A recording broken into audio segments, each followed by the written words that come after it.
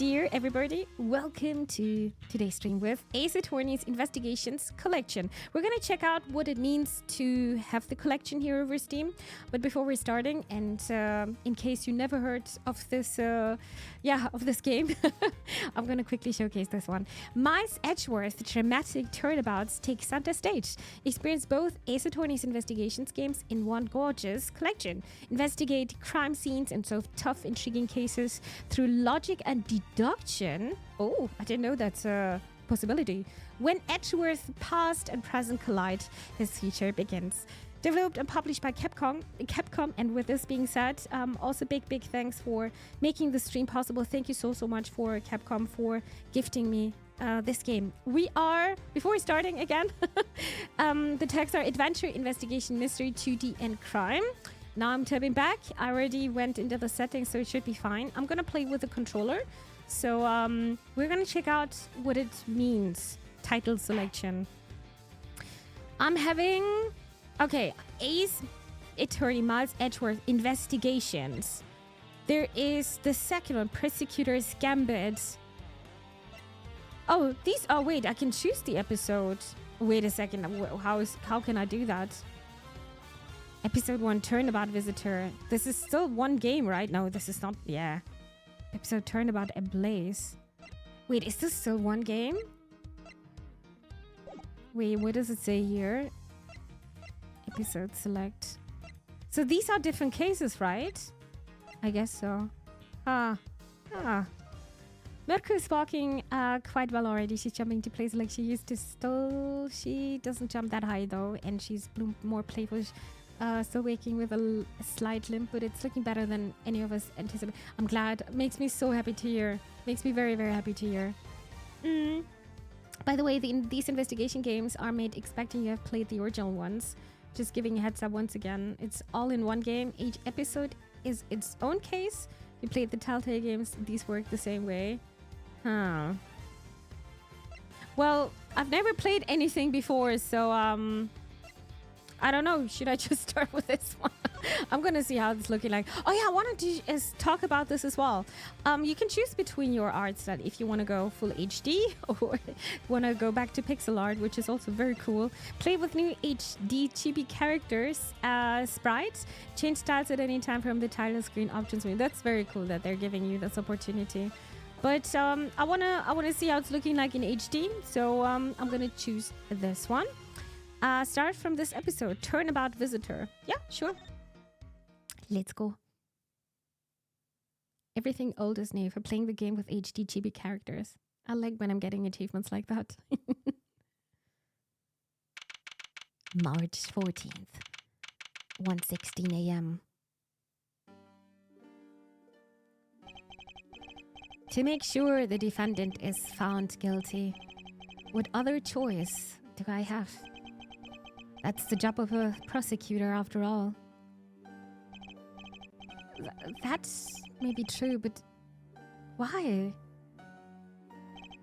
Why go this far? Sorry, maybe I wasn't clear enough. But a guilty verdict is all that matters to me. Hi, Molito! Welcome to the stream. Happy Saturday! No matter what the cost. Ooh.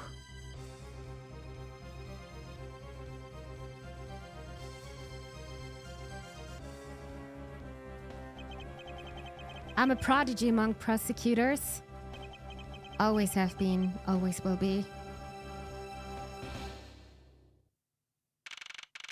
March 14th, 2-5. Prosecutor's building, 12th floor hallway. Oh, I think I can click here now. Okay. It's hard to believe that I've been away from my office for a whole month. Damn, a whole month. Being a lawyer must suck. Imagine knowing someone as guilty as can be and then still having to fight to not have that person locked away. Yeah. It's something you need to put this these thoughts just away from you. Otherwise you can not do your job. But yeah, you can just learn a bit further and you can also try to be a judge. Yeah. I think that's something I would try to be done in this case. I was actually super happy when they announced that you will be able to use the original art. I remember the original games having pretty bad HQ arts, a lot of trace stuff from the original Pixar. Oh, I see. Okay. No, well, that's good then. A cold one. A lot of people outside because funfair. How's your day? Also very cold, but I had a very, very nice day with my mama. We went out for dinner and had some really good food. Molina, do you like fish? I love fish. Had a fish dish. It was so delicious. My belly is so full. So today I'm doing good. I had good food. I spent some time with my mama, and yeah, I'm playing video games now with my bird fam here. All right. I hope Detective Gumshoe has been keeping an eye on my office and keeping it clean. Ah. The door is unlocked. Detective Gumshoe? What is this smell? It's very familiar. Blood? Oh!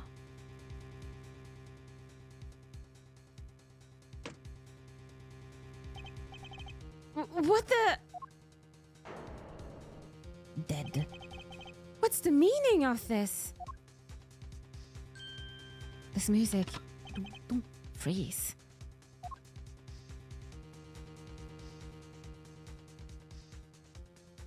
They're threatening us. Okay. I did not expect they were going to be in this room as well. Identify yourself. Ah. Shut up.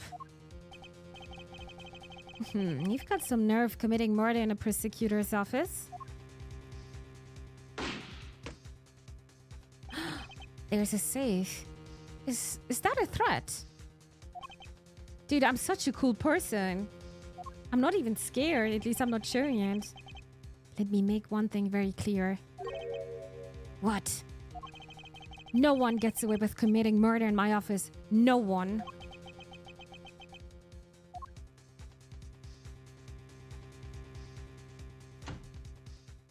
Damn. My name is Miles Edgeworth, and I work as a prosecutor in my local district.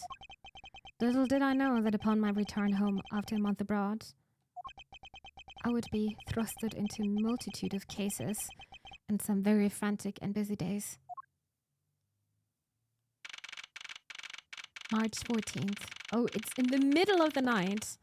Okay, 3 a.m. almost. High Prosecutor's Office, room 1202. Okay. It's kind of like with doctors and patients who die under them. The show Scrubs actually made an accurate depiction of this patient death stuff. I agree. And I met quite a few doctors who are not talking about patients, but also customers, kind of showing you the relationship they're having as well. But not every doctor is like that. I also got to say that. But I will never understand. We have, like, in Germany, we have like a system where you can go to the private doctors and to doctors which is paid by your healthcare, and I will never understand why. I mean, I know why, because money, but humanitarian wise, I unfortunately I'm not thinking very high of this philosophy when people are studying something you want to help some people, but at the same time you're putting such a paywall that people are not going to be able to afford that. So there's a very big barrier, and I'm not thinking very high of people doing that, unfortunately. And I don't think this will ever change. Sounds good day. It sounds like a good day indeed. And what better way to finish it than crime? Absolutely. I really like crime games a lot, like mysterious games. And even though I'm not the best in them, but they're super fun to play. Let's see. I finished photographing the victim's body, sir. Very well. Please continue your investigation. Doctors got a boatload of student debt in Edinburgh. We all have. It's not just these students.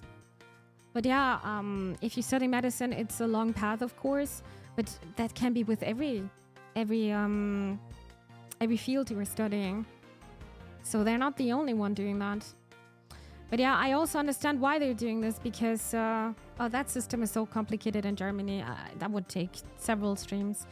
But it's basically because our healthcare system is only paying them once in a quarter. So if you're going to our doctors more than once in a quarter, they're not earning on you at all anymore.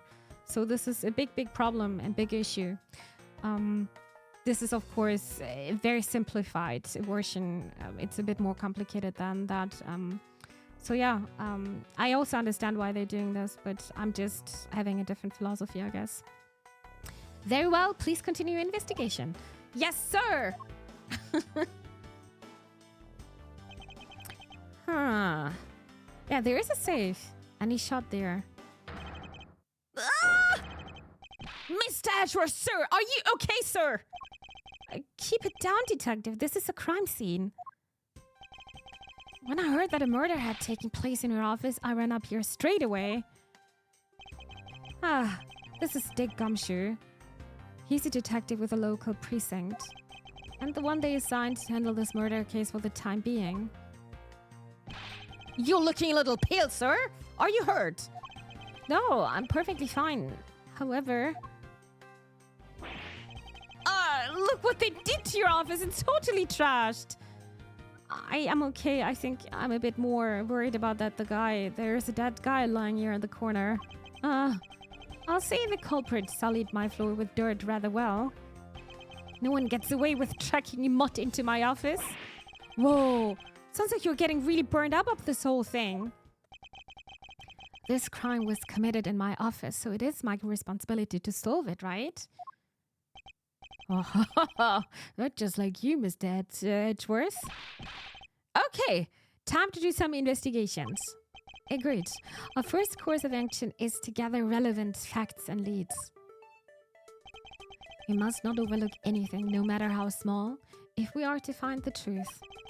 So I'll keep any leads or information we find etched in the forefront of my mind. Speaking of things that pique my curiosity, why, of all places, did the murder occur in my office?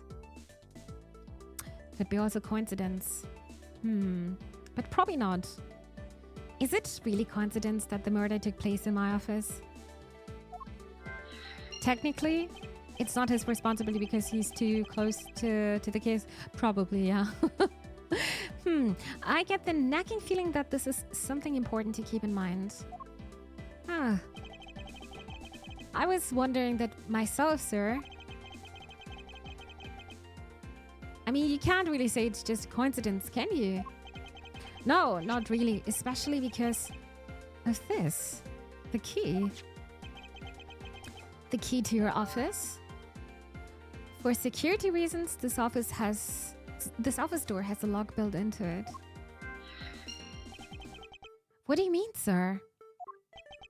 If you think about it carefully and use logic, it should become clear to you. Logic. By finding the connection between two pieces of information and connecting them, new information is born. That is the end result of using logic. So how do you use it then? I guess that's the tutorial we're kind of doing.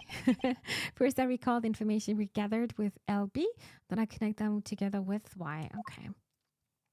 Maybe we should do this now. Now to use LB and recall the facts. Oh, okay. So this is how it works. So the crime scene is my office. Oh, okay. And we're missing the other puzzle piece here. For security reasons, this office door has a lock built into it. Ah, and now we can connect them like this. Aha. Bam. Doing things my way. For security reasons, all prosecutors' doors are outfitted with locks, which means it would have been hard for the murderer and the victim to get in here. Brain power, yeah, with a tutorial. In the same way that a police officer isn't allowed to investigate a breaking at their own house. Yeah, that makes sense. You need to have professional distance, I guess. Yeah. I don't know how that works in Germany though, but I could ask a friend. Ergo, it's impossible to dismiss the location of this crime as mere coincidence. Yeah, that's exactly what I was thinking, sir. There must be a reason why someone infiltrated my room. What was the kill after? Why is Mimi, not Mimi, but why is Newbies asking if Mimi is a weep now? I wouldn't call myself a weep, definitely not. I think I would insult, or you would insult actual weeps with that. Always has been... Maybe no. No, I wasn't. I wasn't. Why did this happen in my office? What was the killers after? You're really on the ball today, Mr. Edgeworth. That's some beautiful logic, sir. As well, when you follow leads to their conclusion, only the truth remains. However... Oh, what's this? Oh! If the information doesn't line up properly, I may stray far from the truth as well. Wait, I can fail them? What, I can fail this? Okay, Chad, we gotta work very close together today, huh? The logic is actually kind of funny since the other defense lawyer characters you play as have stuff like psychic powers, extreme insight, and perception, and then there's Miles with basic logic. Huh. Interesting. It's very interesting that I'm definitely losing some of my power. Okay. But if I think carefully before piecing leads together, the logic should flow. Well, let's get started with our investigation, shall we? Yes, sir! Begin investigation. High Prosecutor's Office. Okay. The basis of any good investigation is to examine everything, sir. I know that, and when I want to examine something, I simply use A when I'm next to it. Oh, if you ever feel lost and want to talk, just use Y, okay? I'll give you great, precise advice as an ace investigator, sir. Something to try later if I have free time, I suppose. Alright, it's good that you can see those buttons again. I can see there is the weapon. What have we here? Could this perhaps be the murder weapon? If so, it would mean that the killer made their escape after disposing of their gun here. I think I've seen one of these before. Huh. Care to enlighten me as to where? Oh, I know. I was issued the exact same model, I think. Huh. Detectives? I don't really like guns all that much. I mean, they're really dangerous. But now that I think about it, you do see these models around the precinct a lot, sir. So it could be someone of us. Huh. I don't use mine much except in emergencies, so that's why I didn't recognize it. So it's the same type of revolver as the ones used by this precinct's detectives. Interesting. Okay, so we are having this revolver now, found at the crime scene. It's the same model as those used by precinct detectives. Okay, this is done, I guess. Okay. Gotta be very careful now. I hope we can solve this case quickly. I like to return to relaxing on the sofa. That thing looks a billion times softer than my mattress at home. Time to get a new mattress though, no? Streamer loves giant shouty muzzle man firing laser beams at each other. What? Also not to trash on the game too much, but I feel like making the other characters cartoonishly dumb whilst making them the main character a scoffing elitist is not really a good way to make the main character smart. Probably not, no, probably not, but I can't say much about that. Just Gumshoe is definitely more different than my character, for sure, than Edgeworth. Detective Gumshoe, you know I can't allow that. Until this case is solved, neither of us has time to spare, let alone rest. You're right, sir. I'm gonna work hard and be a real trooper to the end. Even once this case is over, I don't think you can afford to take any time off. What about this? How's it coming along? It's a classic trope that kinda. Please, I need absolute silence. Fingerprint lifting is a delicate art. Forensics. Well, I never. Some people are cartoonishly dumb though. That's also true. That's also true. Just important that you're not giving these people that feeling, I feel like. And the Zeros were they're very different time game wise than modern days. Yeah, that's also fair to say, to be honest. I agree. Players are reminded to stay hydrated. Thank you for the reminder, Saki. I was actually just looking at my bottle. Okay, let me drink something.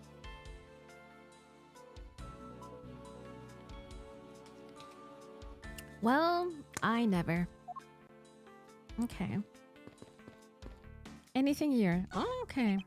Is this yet another batch of fresh flowers? The ones that come with a card attached every month, like clockwork for you? Yep. Speaking of that, let's see what's on the card this month, sir. All will be resolved. Wendy, who's Wendy? Oh, Miss Irony, how painful are 5 thorns. Wendy, isn't that the name of that old lady with the whiny voice that's stuck? That's enough, detective. You need not remind me further. Okay. What is this prize? K prize? It's your trophy. The Knight of Prosecutors, right? King of Prosecutors. And it's not a trophy, it's a shield. But they only send this to the winning prosecutor, right? Yes, but I have no real interest in the perceived worth of other people. I mean, Gumshoe is also kind of standing for us. He's explaining everything or asking the questions we would ask as a viewer. So that's also kind of his role for sure. As for my own worth, that is something only I can determine for myself. That's so slick, sir. I'm gonna have to try saying that sometime. Unfortunately for him, his monetary worth is tied directly to his worth to me. There was also this one. I skipped that one. Well, it's a good thing. My steel samurai doll was spared any harm. Huh. Speaking of which, I still haven't actually sat down and watched any of that show. What's it about again? Well, I don't know much about it myself, but the hero of the steel samurai, warrior of near old Tokyo is the steel samurai. Gumshoe is a bit of like Ronald. Yeah, I mean, it's very obvious in movies or TV shows. There's always one guy asking the questions, which is kind of there to, yeah, to lead you the way. Like, why is this here? So even like everyone is now understanding what this is about. Good Wendy. Hope she's in this game. Now you made me curious about Wendy. And his goal is to defeat the evil magistrate. It's a show geared towards kids. However, its high production values and riveting plot draws in a number of adults as well. Spin-offs like Pink Princess, Warrior of Little Oldie Tokyo, and the Nickel Samurai, along with a deluge of merchandise and even a new stage show, gives it presence. You sure know a lot. Are you sure you're not some sort of rabbit fanboy? Oh, of course not. Anyone that keeps up with society knows at least this much.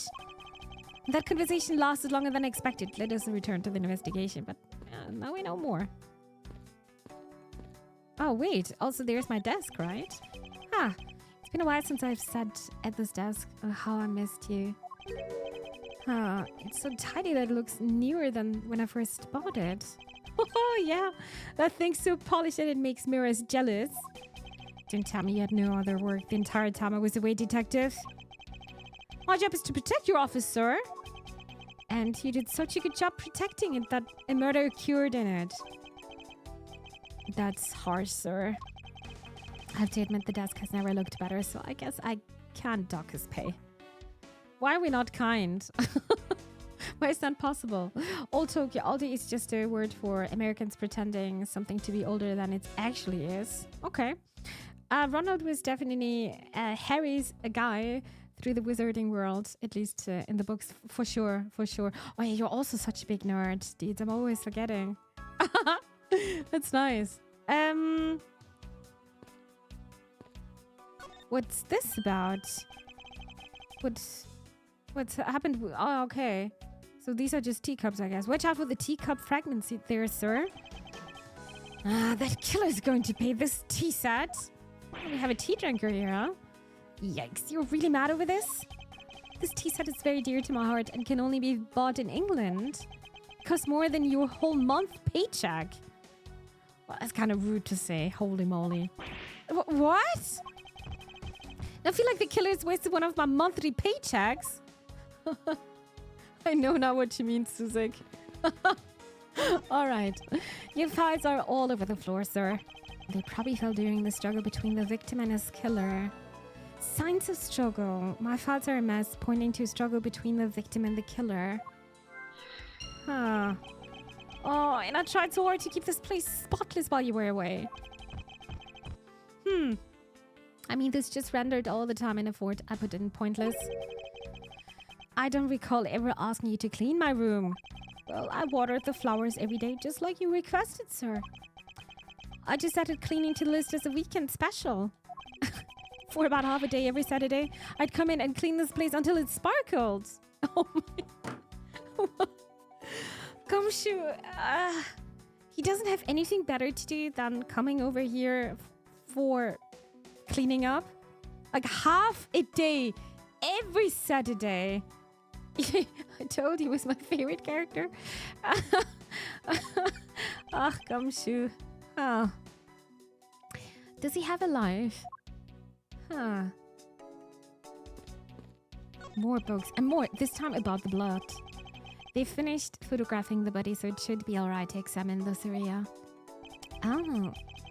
I won't rest until I've inspected every suspicious-looking nook and cranny. Ah! There's nothing of interest here, but I think I need to follow the yellow lines then. Let's see here. There is blood all over this lower abdominal area. It looks like the bullet passed clean through his stomach area, sir. In other words, he was shot. Yep, and until the autopsy's done, I don't think we'll know much more than that. Please have the body sent to the morgue once they are done processing the crime scene. Crime scene notes. Bullet went clean through the victim's abdomen. The body was found at around 2 a.m. and 2 a.m. Alright, these are the notes. I'm gonna jotting this down into my organizer. Are you going to be okay with keeping track of the evidence we find, sir? Of course, this is the safest way I know to keep track of it all. Alright, if you say so. I keep all the evidence I find either in or with my organizer. When I want to re-examine a piece, I have but to press RB to open my organizer. But the organizer isn't only for evidence, I keep people's profiles and hands in it too. It's probably a good idea to make a habit of checking the facts often. We can actually do this right now, right? Ah, evidence.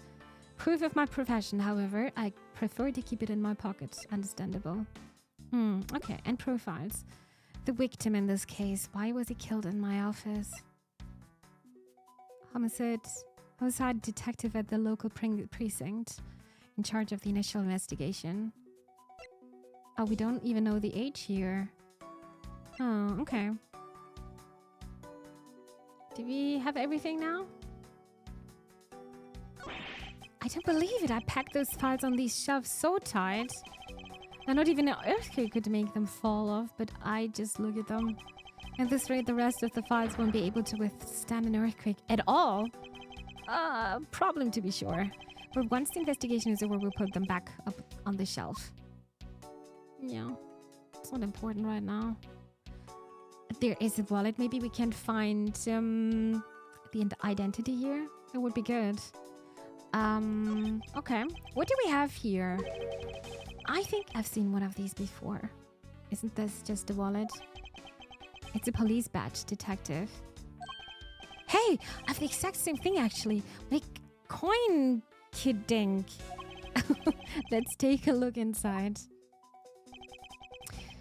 So that's the identity. Buddy Faith, rank detective. Mr. Buddy Faith. It would appear that our victim was a detective just like you. That's also the weapon. That's very interesting. According to his badge, 90 Buddy Faith was a precinct detective. The forensics officers reminded me of a little research I made for my tabletop RPG that I'm running for the schools club. The first ever arrest and murder investigation using fingerprints as evidence was conducted by the Scotland Yard in 1991. 19. Damn. It's over 100 years old.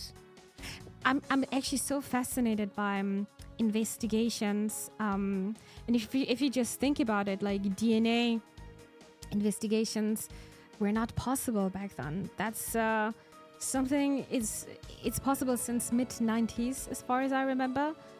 And it's still insane to me that even after years they are not wrapping up, but they are looking into the cold cases again, and then it's maybe another team, most likely it's going to be another team, and they're just looking again through the old files and still figuring out stuff. And you're just thinking, okay, what could be a good evidence for the future, like scientific methods? And just so crazy. Even a little piece of our skin is just enough, and they're going to figure out who you are. That's just so crazy to me. DNA is also the far better option, to be honest. Yeah, of course, because that's super, super unique. They keep mentioning these DNA tech breakthroughs and solving cases like 30 years. Right? And it's insane. It's good that these things are happening. It's very, very good. And I don't know how you can even commit a crime, but that's probably another question. It's just crazy. Yeah, and then archiving. Again, it's about archiving. How can I make sure, okay, maybe that's going to be relevant in the future? Because that's also what they're doing. Like, okay, now they probably did this back then as well. Okay, we're able to do some DNA research now, so let's take all the old cases again and work through it. I think it's actually a time machine. Wait, what? Oh, never mind. Then we're raiding the cookie jars. Reading the cookie jars. In the future, they will have magic machines, computers able to literally predict the path. This is already happening, actually. There are some simulations. They are predicting where the next crime is happening. I don't know which city that was in the USA. It was first, I think it was a pilot project. But it was surprisingly running very well. Isn't that crazy? I think that's so crazy. But yeah, fascinated by all this kind of stuff. Yeah, committing a crime is actually easy, really. You just go to... Yeah, never mind, actually. I seem to have gathered a few pieces of pertinent information. Now to calmly use some logic and figure out if any of them are connected to each other. We should probably do that, but just wanted to see if there's something else. Don't think so. All right. Oh, wait. Oh, they even knocked over your chess set. I had it all set up ready for when you go back. I figured we could play a few games. I had no idea you were interested in chess. I'm actually pretty good at checkers, so I thought I'd give chess a try. In that case, I suppose I can set some time aside after we solve this case. Though I don't expect the games to tax my mental acuity much. Okay. All right, let's do another last tour to see if we got everything now. Oh, we need to talk to this officer. Do you have anything to report? Sir, yes, sir. Nothing out of the ordinary right now, sir. And yet there is something out of the ordinary right in front of my eyes. Talk about a contradiction? Something out of the ordinary, huh? I should look around a bit more. I did this. Telephone? No. Over here. Also talk to this guy. Okay. Can we do some connections now? Okay, let's see, chat. The killers go. Why did this happen in my office? What was the killers after? Victim was a detective. Found at the crime scene. It's the same model as those. I think we can put the revolver one with the victim was a detective, right? I would say so.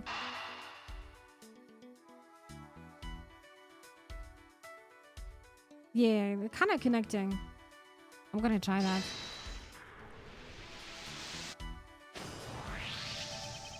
The revolver, the standard model used by detectives. Could it have belonged to a recently departed?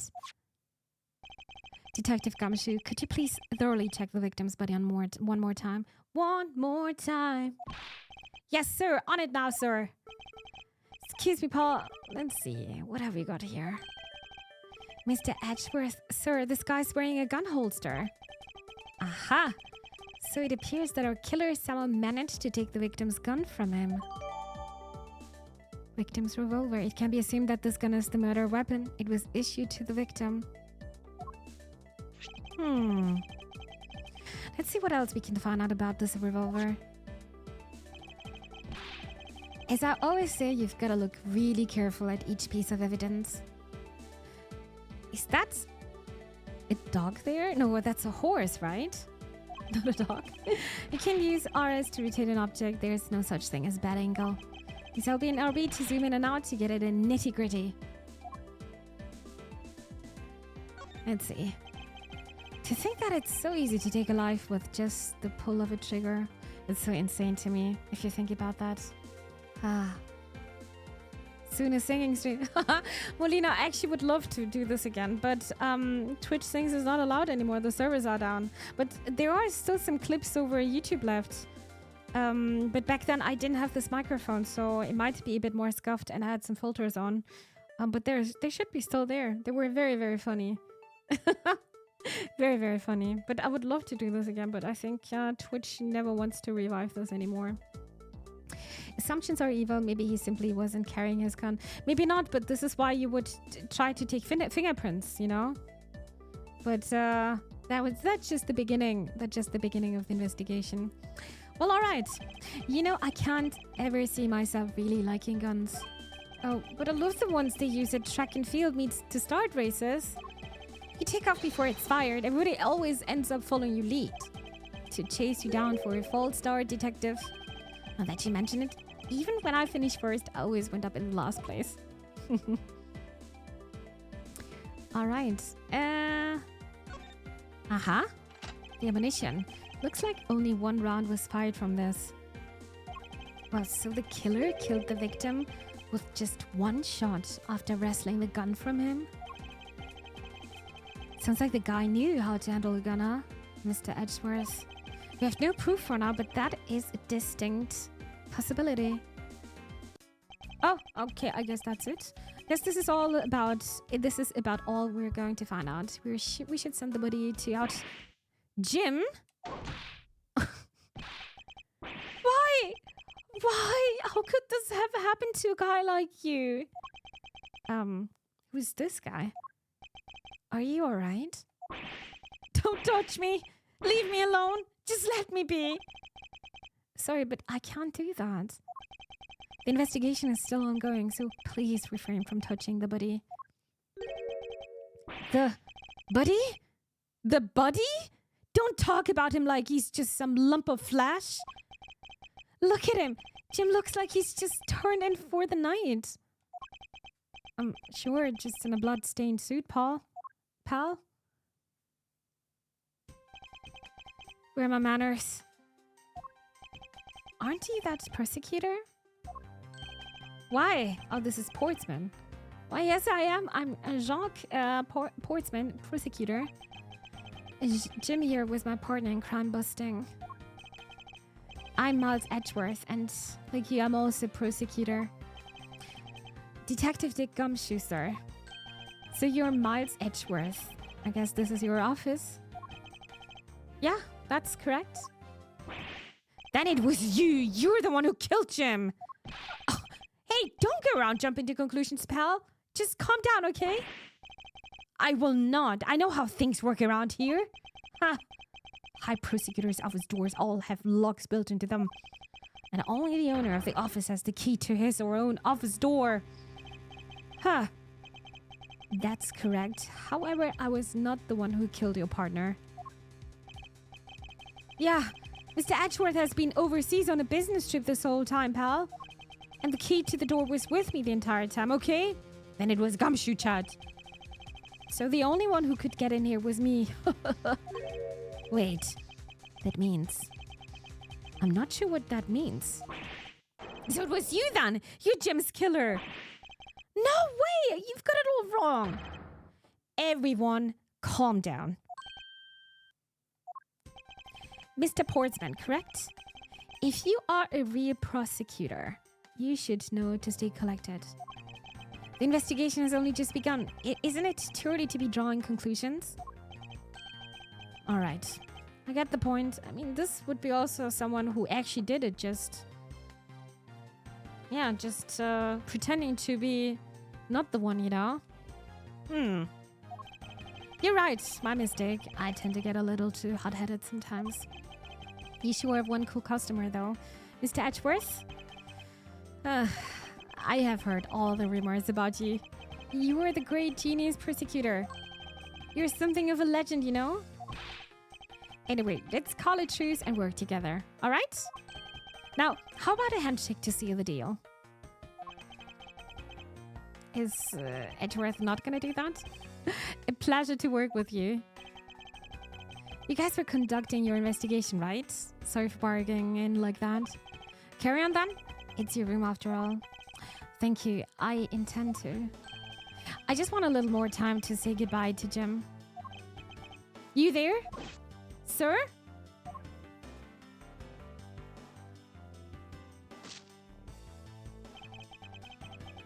I want you to capture the scene on film for me. My final farewell to my partner, Jim.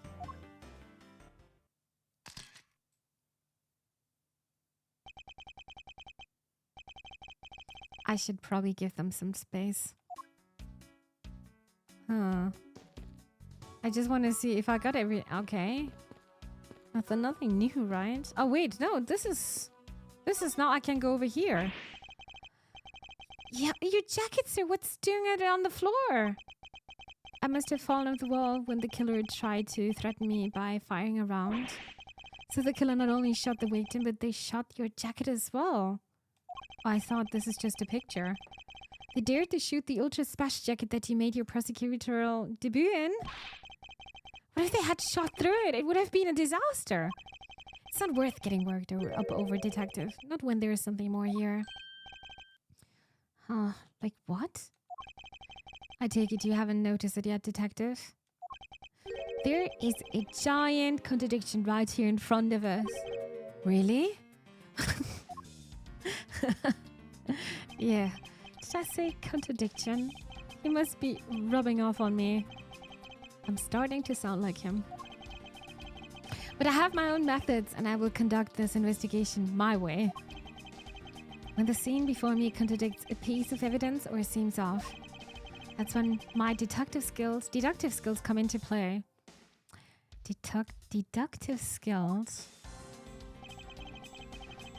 Okay, first I have to find the spot that holds the contradiction. This jacket sure brings back memories.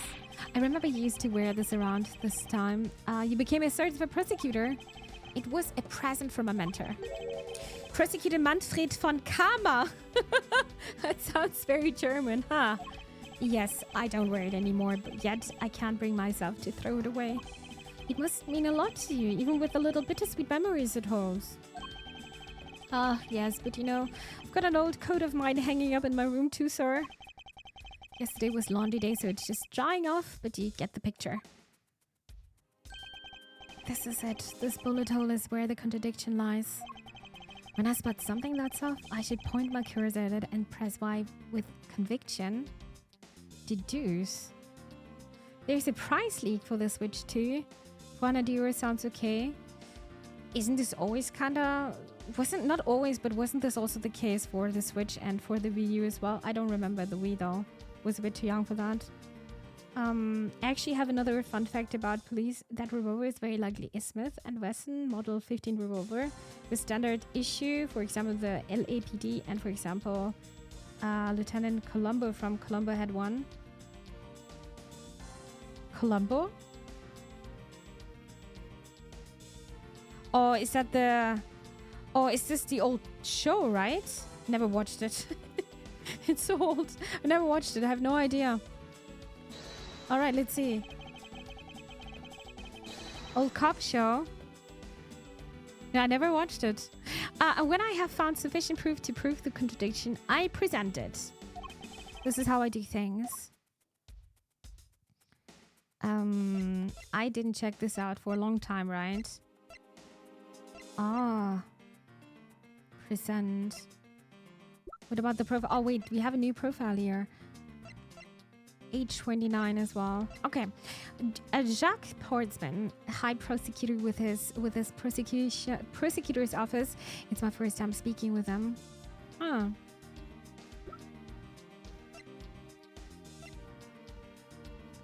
This would kind of fit then, right?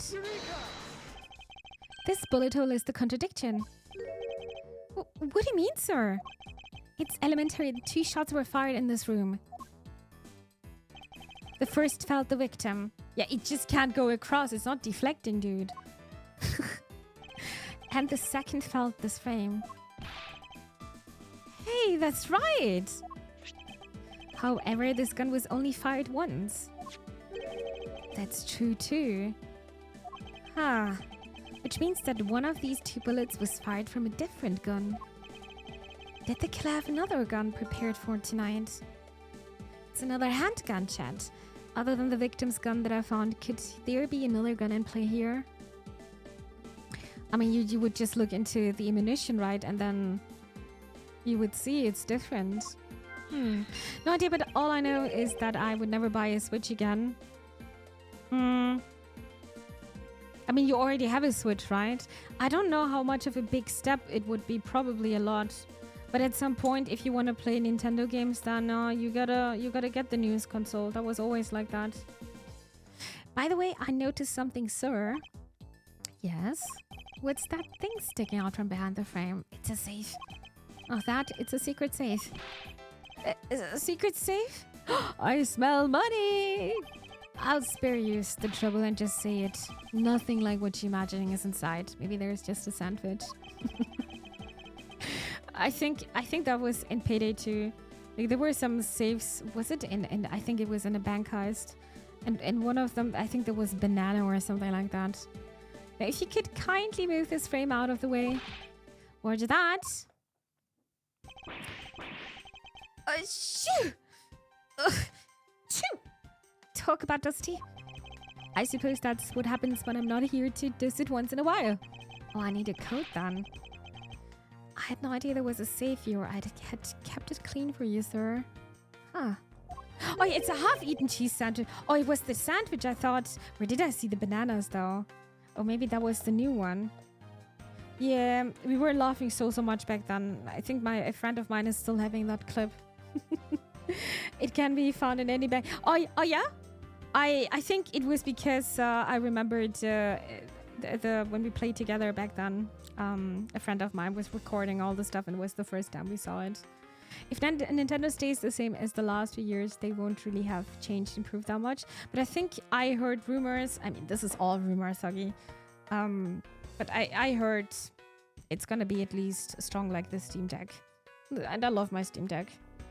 But it's always gonna be a shame because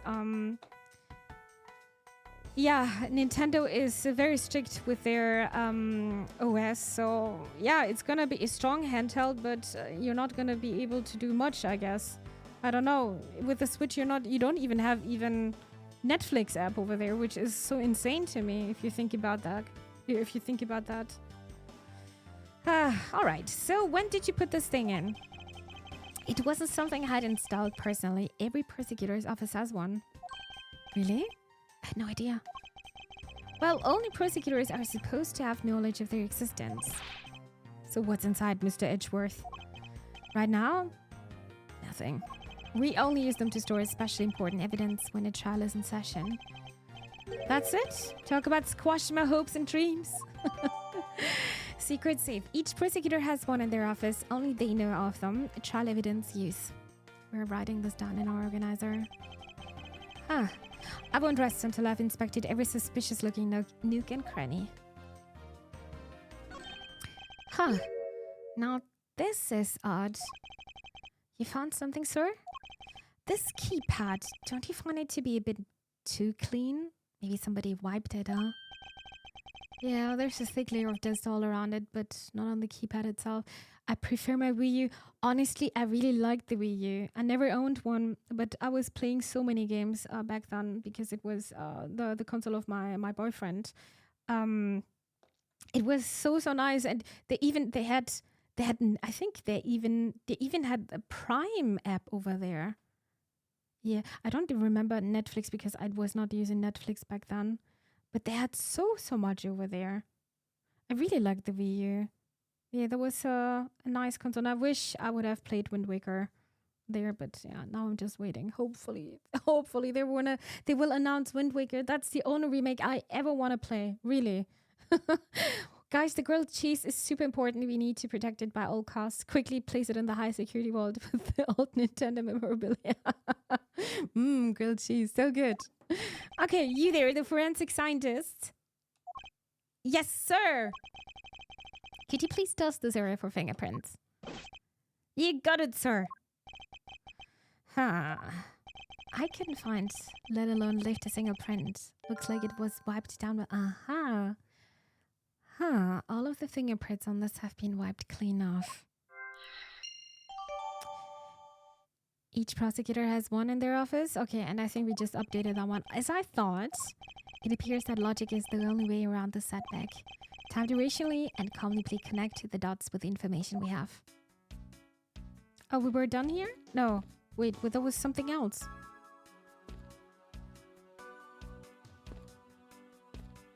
There you go. I've already finished examining this area, but it never hurts to look again. I think I missed something. The safe itself, right?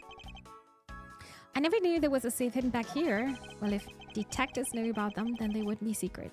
Now, would they? Are there any other secret hidden things in this room? Even if there were, it would defeat the purpose of them being hidden if I told you. So don't bother looking for them. So there's no like hidden camera around, right? And what if there was? No, it's nothing. Forget I said anything. Do I even want to ask what he's been doing in my office while I've been away? I actually also don't want to know. Also, there's a thunder outside and it just got spooked by the sound. Oh, but that's gonna end up with rain, hopefully. And then it's comfy time, Pan. I love to hear rain, especially when it's when you're just being in bed, comfy, with a cup of tea. I'm gonna make some too soonish. Actually, good idea, maybe. All right, I think that's it done. We should connect those lines. So let's see. Bam, logic time. Wipe fingerprints. Can we even do this?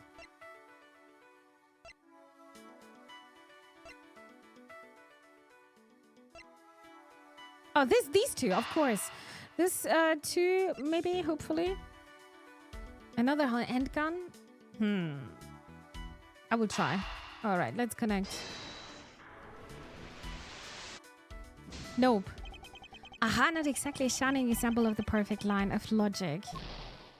Did I lose much? Maybe I can't even do it right now. Okay, I need to make sure. I mean, there are not many possibilities, I guess. Oh, we did not talk more, right? Mr. Portsman, a word if I may. Jim, I swear I'll find your killer and bring them to justice. You wait and see. It'll be for the both of us. Well, then you wanted to talk to me about something? No, that's all right. I feel like I'm interrupting their conversation. I guess that's it as well. Oh, how's it coming along? Please, I need absolute silence. This picture's too important to mess up. I'll leave the man to his art.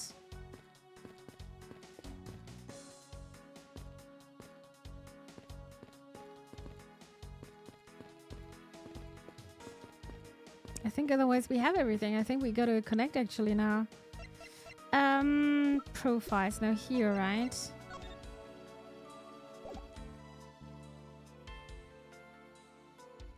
Prints were wiped.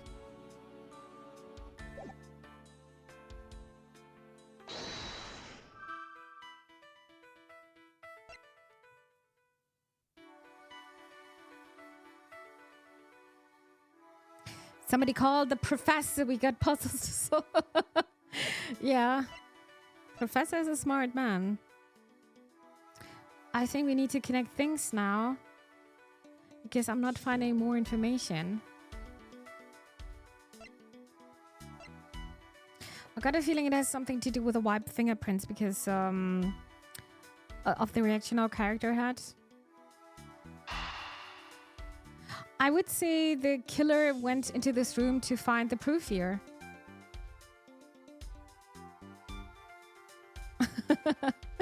Objection! Hi, Jared. Welcome to the stream. How's it going? Hope you're doing well. I would combine these two. I'm gonna try it. Bam! Of course. I think the dead guy, was killed because he was at the wrong time, just in this room. I believe I figured out what the murderer was after. Well, what is it, sir? The fact that the safe was wiped clean of fingerprints suggests that the criminal had at least attempted to open my safe, yeah. Making the culprit's motive for breaking and entering theft. I believe the culprit tried to open my safe was the killer's motive theft. I mean, we were also talking a lot about what the safe is for. I wonder if knowing that the motive behind this break-in was theft changed what the other pieces of information can tell me about this crime.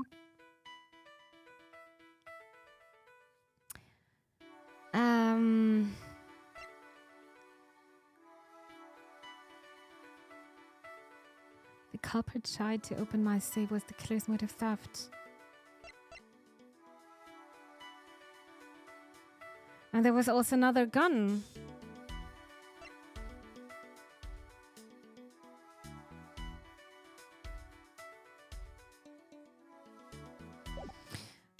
Give me a second. I just want to look again. I just want to make sure. Because it seems like you can definitely fail. And I don't want to fail, especially not on stream. Okay, but it seems like we got everything. Only one shot fired. I think we gotta do it this way. So that's new.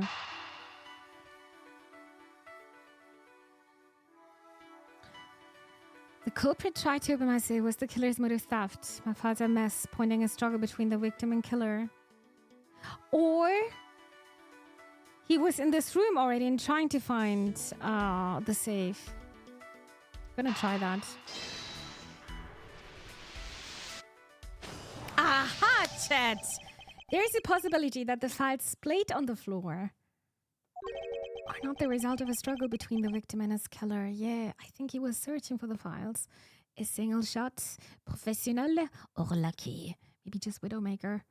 Oh, you mean like it could be from when the killer tried to find something, sir? Precisely. We need to figure out if any of the files have been stolen. Yes, sir. I'm gonna show files like you've never seen before, even at a library. Sure, let's give that a try. Why do all the good ones always die young? Surely you must ponder that every once in a while, Mr. Edgeworth. No matter how much we lament, the dead will not come back to life. All we can do is search for the truth.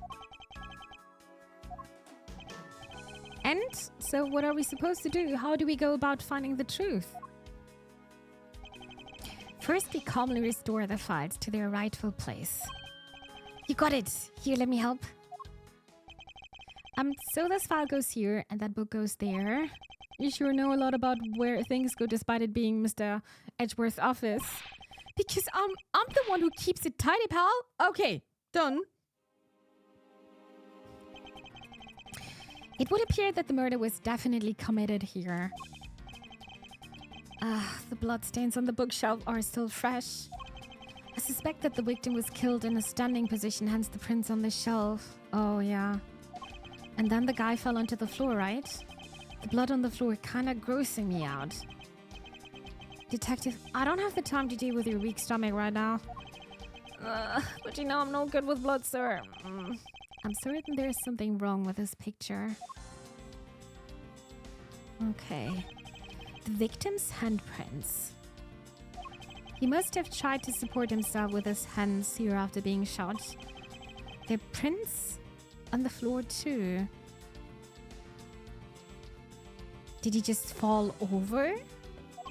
Those must have been made when unable to stay standing. He dropped to the floor. Yeah, to the floor. I put them all back just as they should be, sir. Doesn't look like anything missing. Although it does look like The killer moved the body to flip through my shelves. I wonder if they found what they were looking for. Huh. But the bullet is here. So this is where the bullet lodged itself after it went through the victim, huh? For the bullet to be lodged so squarely in a file spine indicates that the file were ransacked after the shooting had occurred. And I guess the victim was moved because he was in the killer's way.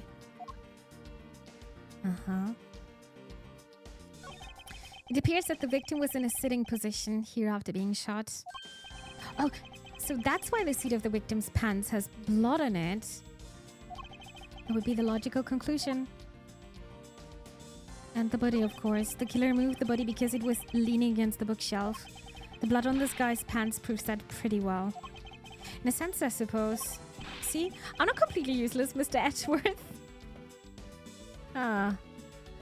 Any tea break for you today? Yeah.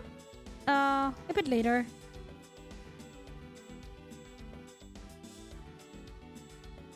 I can deduce now. Is this spot somehow connected to any of the evidence I hold? Yeah, we got guns, right? Yeah. Players are reminded to stay hydrated. I would think. Looks like the only one round was fired from this. So the killer killed the victim just with one shot. Huh.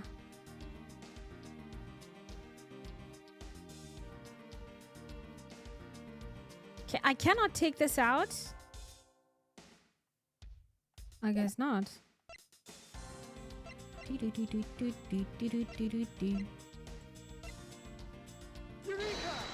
Did it work? This is clearly where the contradiction lies. I think we got it though. I don't really see what's so wrong with that spot. You don't understand? You see, therein lies the contradiction. Mr. Edgeworth, sir, it'd be nice if you could just admit when you're wrong. That wasn't a mistake. It was me keeping you on your toes, detective. Oh, I was wrong? Okay.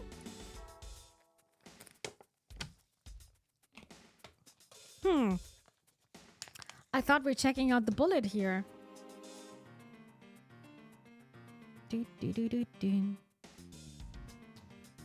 Huh.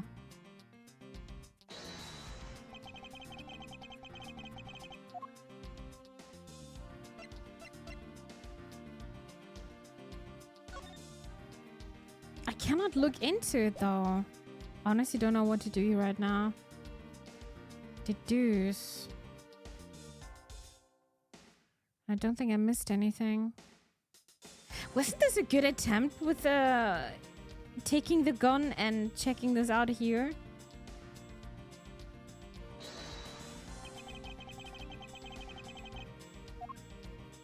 But now I can't do this anymore.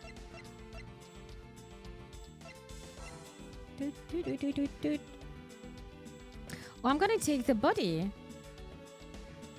Doesn't make sense. There is clearly a contradiction here with the bullet hole. Did it work? Oh, what do you mean, sir? You don't see? Quite simply, the bullet hole itself is too low. Oh! If the victim was shot in the stomach, the hole should be much higher up. Oh, I did not see that one. That was actually a lucky hit here. But what if the guy was shot while he was sitting or lying down, sir? That would be illogical. The victim leaned against the shelf here after being shot, which should suggest that he was standing when he was shot.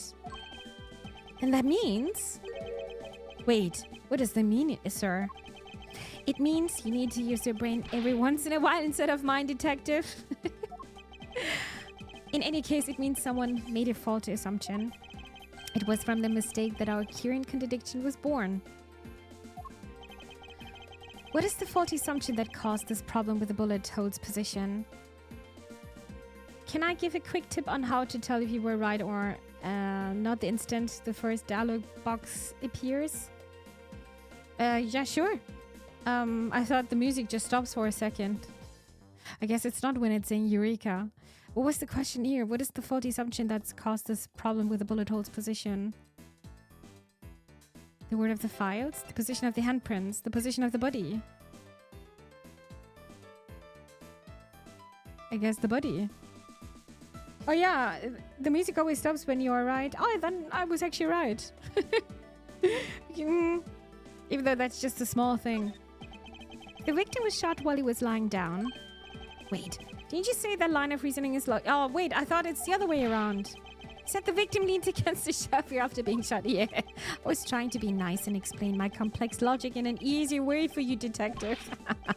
Really? Thanks for thinking of me, sir. But I don't think you noticed my mistake. What is the fault assumption? No, I clicked it again. I was too fast. No. Cool, I'm throwing. Okay, I'm not gonna click fast anymore. Yeah, I wanted to go fast. I'm so stupid. Not stupid, but impatient. Okay, chat. The position of the handprints is what's causing this problem.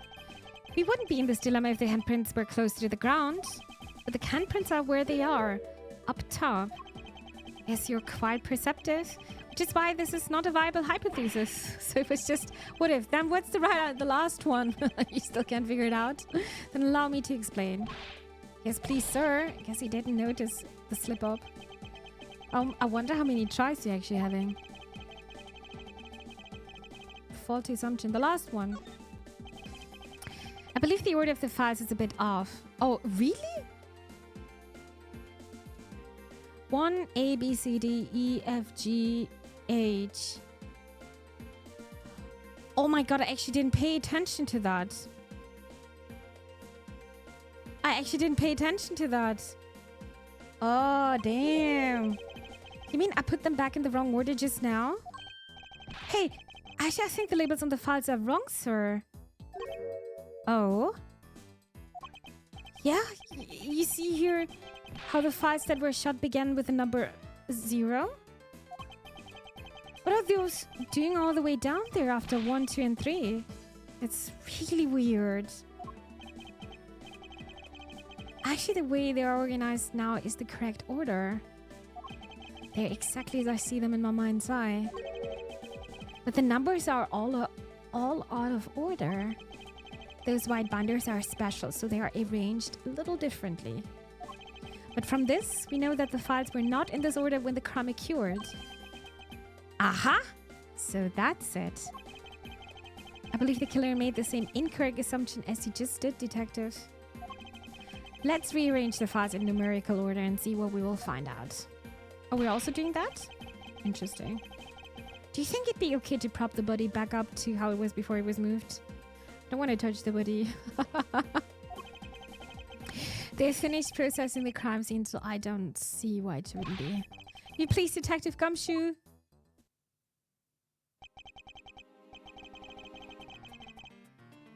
This is a weird perspective, not gonna lie. It's looking suddenly like a doll, right? So suspected the bullet hole is now where it should logically be. The killer went through my files first before shooting Mr. Faith. And then put the files back in numerical order, I guess. Exactly, and then proceeded to shoot the victim. But why would someone kill a man and then look through your files one more time? Puzzling indeed. The files were thrown into disarray twice, once before and once after the crime, but why? Files in disarray. The culprit rearranged my files twice, once before and once after the murder. Why? To confuse us. Didn't have fun in a long time. This is so sad. Can we get 10 gifted?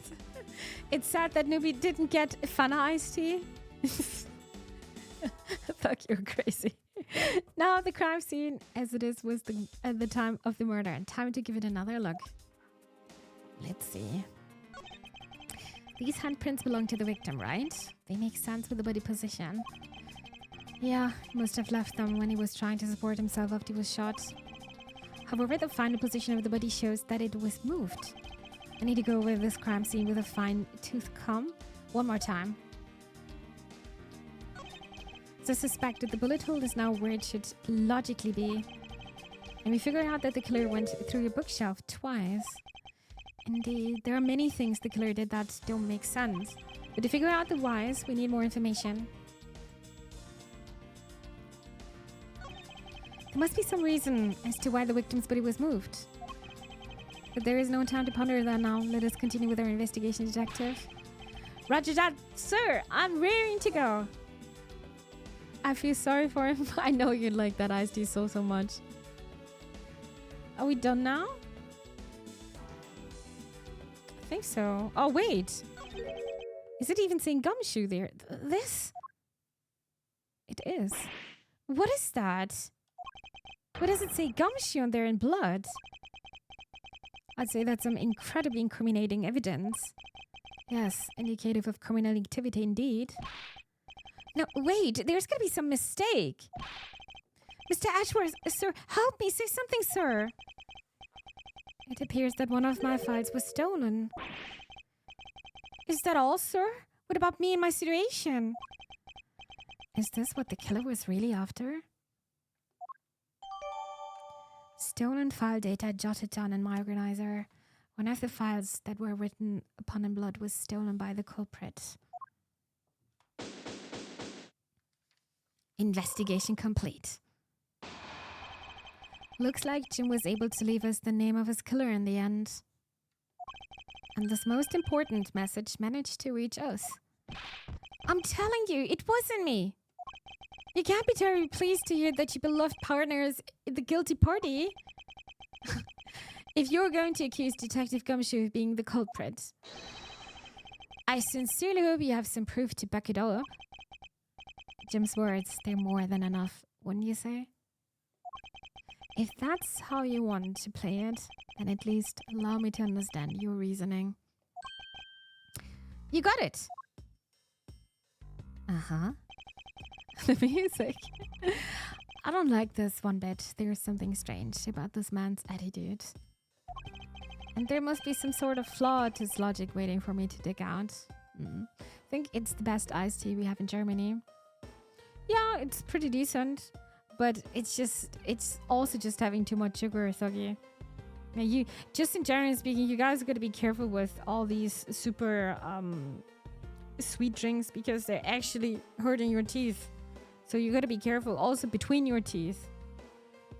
So please watch out. All right, so there must be some sort of flaw to his logic waiting for me to dig out. Mr. Edgeworth, what are you going to do?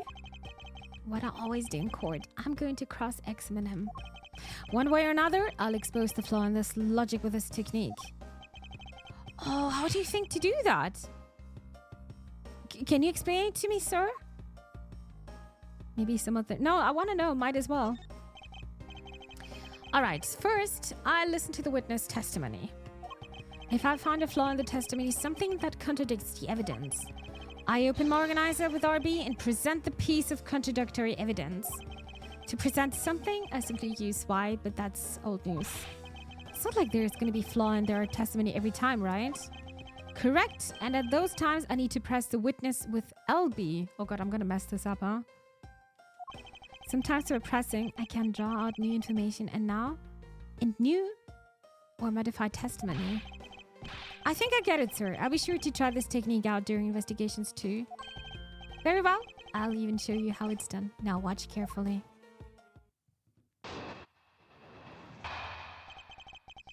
Mr. Portsman logic. That's the argument. Detective Gumshoe, you stole Jim's gun from him and shot him dead. Furthermore, you messed up the files to make it look like you had committed theft instead. That's when you moved Jim's body that was sitting in front of the bookshelf. But thanks to that, you didn't notice the bloody letters his body was hiding. And it will be by his final words that you will be brought to justice. You intend to argue that the victim's dying message points to his killer? I can hear Jim's voice and he's calling for his killer's arrest. Huh. Are you sure you're not mishearing his words, Mr. Portsman? There's no way Detective Gumshoe is the culprit here. I will find the flaw in this man's logic and expose it with credible evidence. How can I do this now? Rebuttal. Uh-huh. Oh, I didn't do anything so far. Present and press. Detective Gumshoe, you stole Jim's gun from him and shot him dead. Further, you messed up the files to make it look like you had committed theft instead. That's when you moved Jim's body that was sitting in front of the bookshelf. Oh, this is just repeating. Okay. Mm-hmm. Can I also go back? Oh, yeah, I can. Pwah, okay, how does this work now?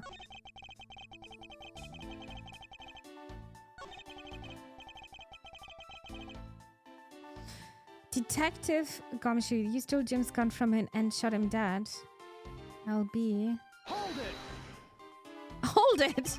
You know, there's something I've been meaning to ask. Huh, what is it? Why do you call the victim Jim? Oh yeah, because that's not the name. At least the ID card was different. And clearly his name is Buddy Faith. Isn't it obvious Jim is the perfect name for my companion? Jacques and Jim, didn't those two names go together like peanut butter and jelly? Peanut butter jelly time! But Jim isn't even close to the guy's real name. Well, Jacques and Buddy just sounds off somehow. Besides, it was the third of a bunch of guys that decided to nickname Jim. He talks about the victim like he was his pet.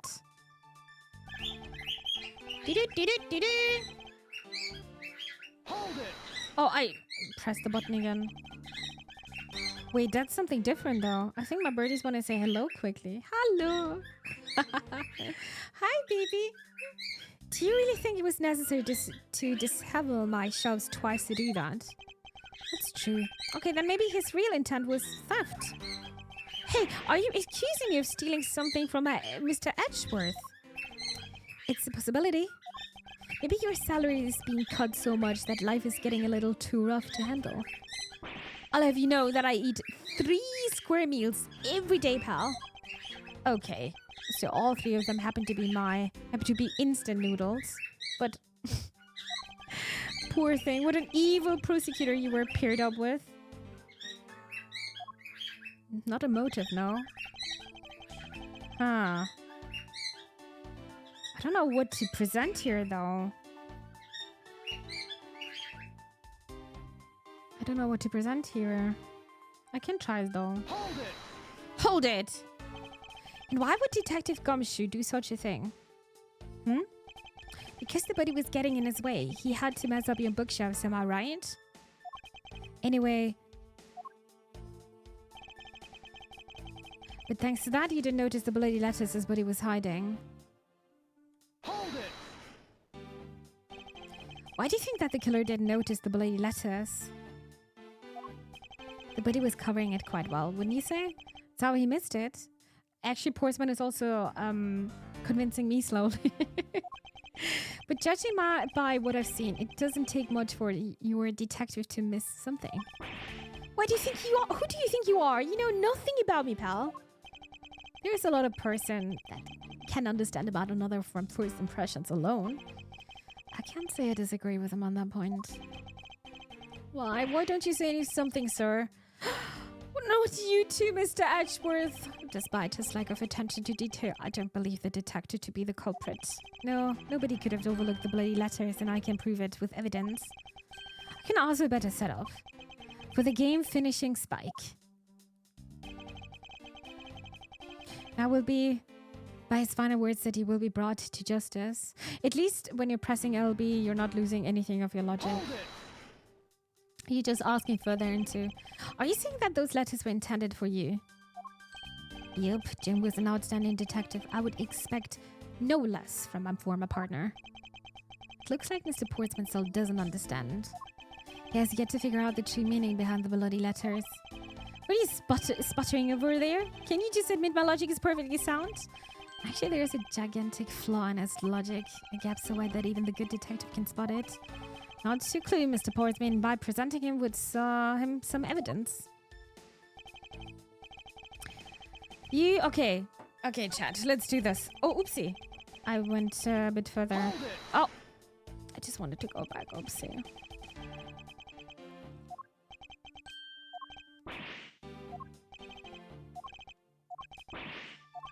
Skibbity.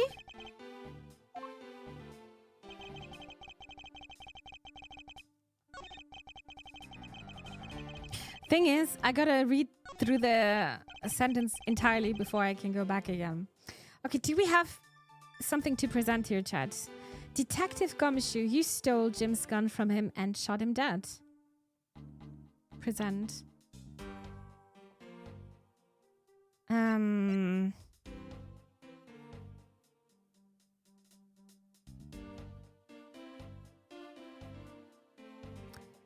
He stole Jim's gun.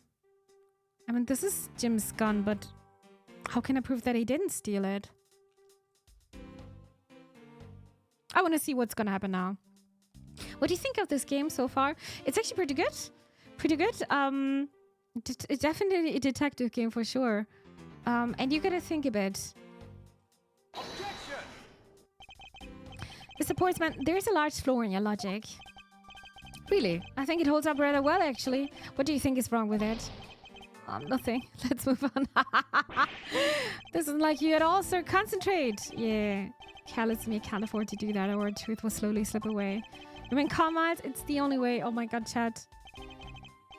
Where can I even say? Where can I use the weapon? I don't want to use it, I mean, against this argument. Whether you messed up the files to make it look like you had committed theft instead.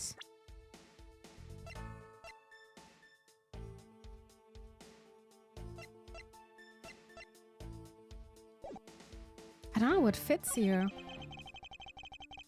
That's when you moved Jim's body that was sitting in front of the bookshelf.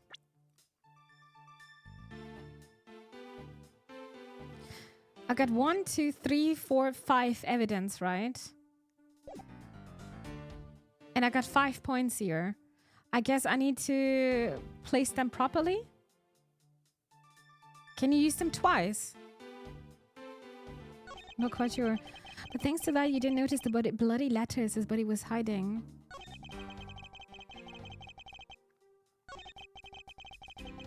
How can I prove that one now? Time to go. Have a good night and good end of the stream, everybody. And good investigation. Thank you so much, Maluna. Thank you very much for tuning. I appreciate that. Good night and sleep well. Have a nice Sunday tomorrow.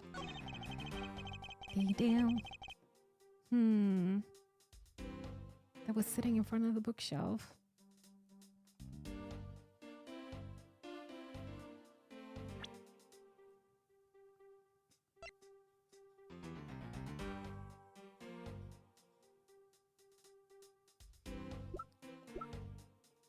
Proof of my profession, I would prefer to keep it in my pocket. I can't even use that one. That doesn't make sense.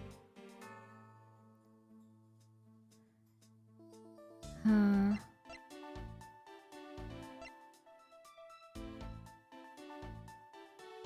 of the files that were written upon in blood was stolen by the culprit. I'm gonna take the body. Objection. I must object to your line of logic. And which part do you have an objection to? It's, as well, nothing. Sicko! I made a mistake. Tech to strive for a change. How did it come to this?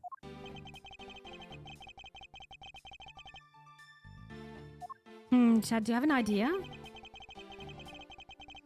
Hold it. And why would Detective Gumshoe do such a thing? Guess the buddy was getting in his way. He had to mess up your bookshelves, am I right? Anyway.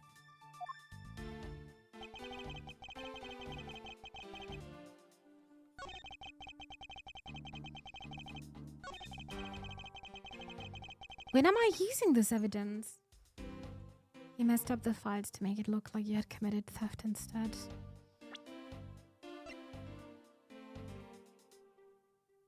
I mean, we're talking about the files here.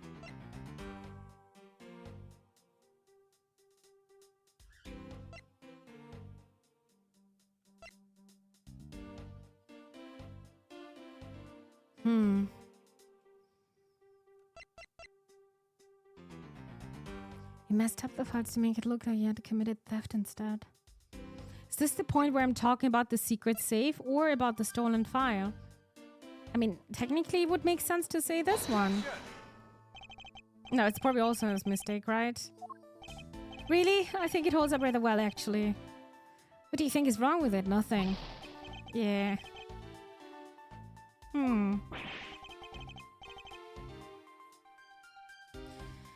Concentrate. Hold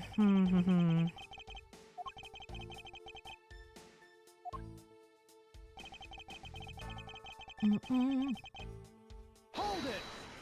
What are they saying here again? Do you really think it was necessary to sell all my shelves twice to do that?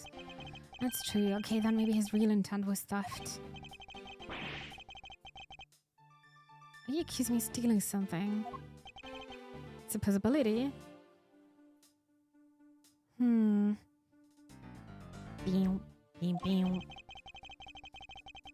Maybe your salary has been cut so much that life is getting a little too rough to handle. Have you know that I eat 3 square meals every day? Poor thing. Bam,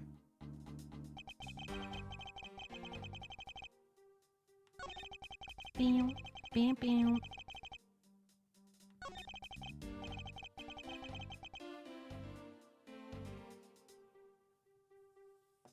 I have no idea. I have no idea.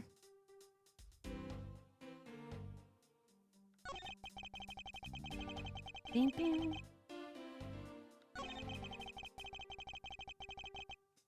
This sportsman guy is messing up.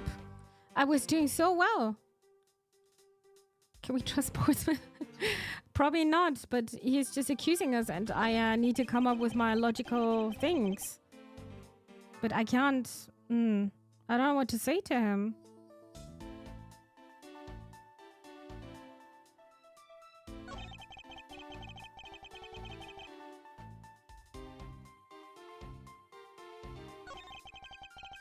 Thanks to that, you didn't notice the bloody letters. I didn't even know there are bloody letters. This is the part which is confusing me.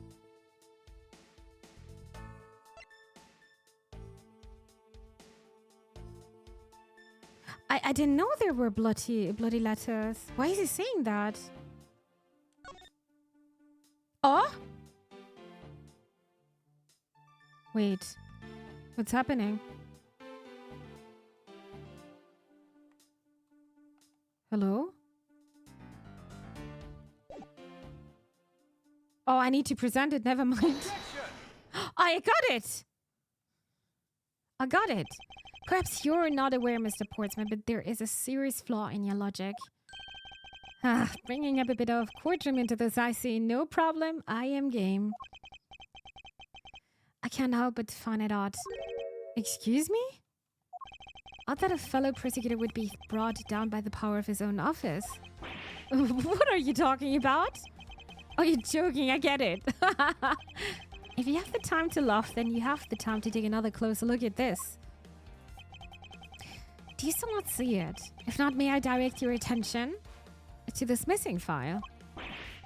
What? That's impossible! What's impossible, Mr. Portsman? Nothing? The files on that shelf are about a certain case. When the killer went to take the file after murdering your partner, I highly doubt they could have missed the bloody letters written on the spines. Objection! It's possible that they could have taken the files before committing the murder. I think it's pretty obvious that the file was stolen after it was written on it. The missing letters in the detective's name where the file should be is proof. Yeah, I mean, the S is gone, and there is only half an H. If Detective Gumshoe really was the culprit of this case, I highly doubt that even he could overlook his own name written in blood on the shelves, on the files. Especially as detective who can't stand the sight of blood. Hell yeah! Original gangster, something is missing, I think. Only burp? What the? Oh, what's missing? What are you talking about? Original gangster, OG, OB, only burp. I like burps though. What? Which means, what exactly? What does that make this dying message? Makes it the work of the criminal intent on tampering with the crime scene. That's Solo. I can't believe the criminal tried to pin this whole thing on me, sir. I'm gonna get him, sir. You'll see. I'm gonna have them under arrest in no time. Well, Mr. Portsman? Brilliant. Absolutely splendid. Logic deserving of Olympic gold. I appreciate the praise, but it doesn't change the fact that your reasoning is flawed. You win some and you lose some. That's how love goes. Glad I went so here, even though I feel more dead than alive. But you know, it really is a shame. I really didn't want to have to bring this up. However... what is it this time? Are you still after me, pal? Humor me for a second. Who has the key to this office? That would be me. But Mr. Edgeworth just proved that I'm innocent, pal. Ooh. That's absolutely right, and I acknowledge your innocence. Then why do I sense that you still have something to say?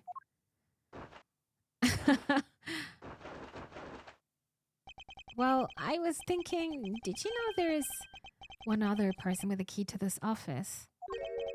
One other person? Hey, you there? Yes, sir. What is it, sir? Would you kindly fetch and escort that lovely young lady here for me? A lady? The girl is a member of this building's security. Think of her as a material witness. Security? Do you say security? No, stop it, pal. Don't! What's wrong with them all over a sudden? I believe she needs no introduction. I have called upon Miss Maggie Bride, a member of security. Oh, she's having feathers! Detective Gumshoe, sir. Maggie! Why is reacting Gumshoe like that? Miss Bride is the security guard on watch tonight. I see. And your point is? My point is that she could very well have used it. And by it, I mean the master key, which can open all the office doors in this building. So it's suddenly her. Stefan Raab is back again in German TV. Oh, okay. That's a bit surprising. I thought he's gonna stop entirely, actually. Didn't he stop like 10 years ago? Or even longer? What? If you're not the guilty party, Detective Gumshoe, then the only other person with access to this room is Mrs. Bride. How dare you! I would never sneak into someone's room. That's right. I refuse to believe that Maggie is the culprit, pal. It was me. That's right. I did it. Can we take that as a confession, Detective? Well, it wasn't really me, but it definitely wasn't Maggie, pal. So yeah, it was me. It was... If it was, you'd have no problems with that, right? He's so protective with her. Please refrain from flying off the handle, Detective. There's no need for such theatrics. Listen to your boss, Detective. He understands what I'm saying here. That girl is the only one who could have committed the crime, and for one simple reason. Reason for suspicion. It's pretty obvious that Mrs. Bride snuck into your room using the master key. I mean, if Detective Gumshoe isn't the one who opened the door, then that leaves only Mrs. Bride as our prime suspect. On top of which, she knows a good detective, doesn't she? Making it all the more probable that she was the one who faked the dying message. So you're saying she used the master key? The master key, this can open every office door. It's used as controlled by security staff. Huh. Incredibly incriminating evidence, wouldn't you say? That's what you claimed about the evidence earlier as well. It would be too easy, right? That was done. This is now. The flow of a good match always changes during a rally. It's all about your reflexes and reaction time, especially for an athlete like me. I wonder if there was anyone else other than Mrs. Bride who could have used the master key. It seems that the only way to get Mr. Portsman to give me more details is to press him. Okay. It's pretty obvious that Mrs. Sprite snuck into your room using the master key. Hold it! Are you sure Mrs. Sprite is the only member of security who could have used the master key? There's only one person on staff at this time of night, and tonight she's it. It's not right, Mrs. Sprite. True, but I wasn't able to use the master key at the time of the crime, sir. Wasn't able to? What's that supposed to mean? Yeah, yes, moving on. I hate to get sidetracked by something unrelated. What do you mean unrelated? I want to hear what she has to say, pal. But you can't really trust her not to tell lies. Plus, I hate wasting time. Hi, SNX. Hello there. Hi, beautiful Mimi and Chat. Oh, you're sweet. Hello, dear SNX. Welcome to the stream. How's it going? Are you enjoying your weekend? Thank you very much for tuning in. Should I hear Mrs. Bride out? Yeah, I would like to ask for more details. Not too fast. I, too, am interested in hearing what Mrs. Bride has to say. Can I just say it'd be a waste of time? We don't need to hear her lies. I'll be the judge of that, Mrs. Bride. If you please. I discovered that the master key was missing at around 1 a.m., sir. What do you mean by missing? As in, it wasn't anywhere in the security booth, sir. The killer must have stolen it. I'm sitting on an airplane right now. Oh, you're already heading back? That was a short trip then. Waiting for takeoff. It's the second time. It's the second time you're catching the stream. I hope people are not listening to my voice now. You're not having me over speakers, right? Hello there. I'm wishing everyone a good flight. This is crazy, isn't it? It was only for a few days. I hope you had amazing days then. And I hope, yeah, you had lots of fun. But it was looking like lots of fun. I broadcast you to the entire plane. Hello, dear pilots. That'd be funny. Mr. Portsman, I believe this is to be an important piece of testimony, don't you? Can't believe that someone like you would be taken by such words. I'm not lying, sir. If that's the case, then I'd like to know why you have the master key now. I don't quite know. I just reappeared all of a sudden, sir. A likely story. And where's the proof that the key was stolen to begin with? I bet you just forgot where you put it and then found it again, huh? I never lose things. I can practically guarantee that. With me, if something disappears, it's usually because someone stole it. Yeah, pal. Trust me, you don't want to test just how bad her luck is. Unfortunately, I can't deem this piece of testimony as conclusive. Glad you agree, Mr. Edgeworth. But you still haven't established Maggie's motive for breaking into Mr. Edgeworth's office. A motive? Didn't we already establish that it was theft? I mean, the culprit clearly went through the bookshelves and at least tried to save. It is, as Mr. Portsman say, detectives. I can't ignore the fact that all the evidence points towards a motive of theft. But I'm done taking blows. It's time to counter-attack with a few effects of my own. Oh, that's gonna be so hard. I just shouted to everyone, do you all have a minute to listen to beautiful Mimi? and their farming sims. Anthony, I'm playing so many different games. But I guess the tendency of playing farming games is a bit higher.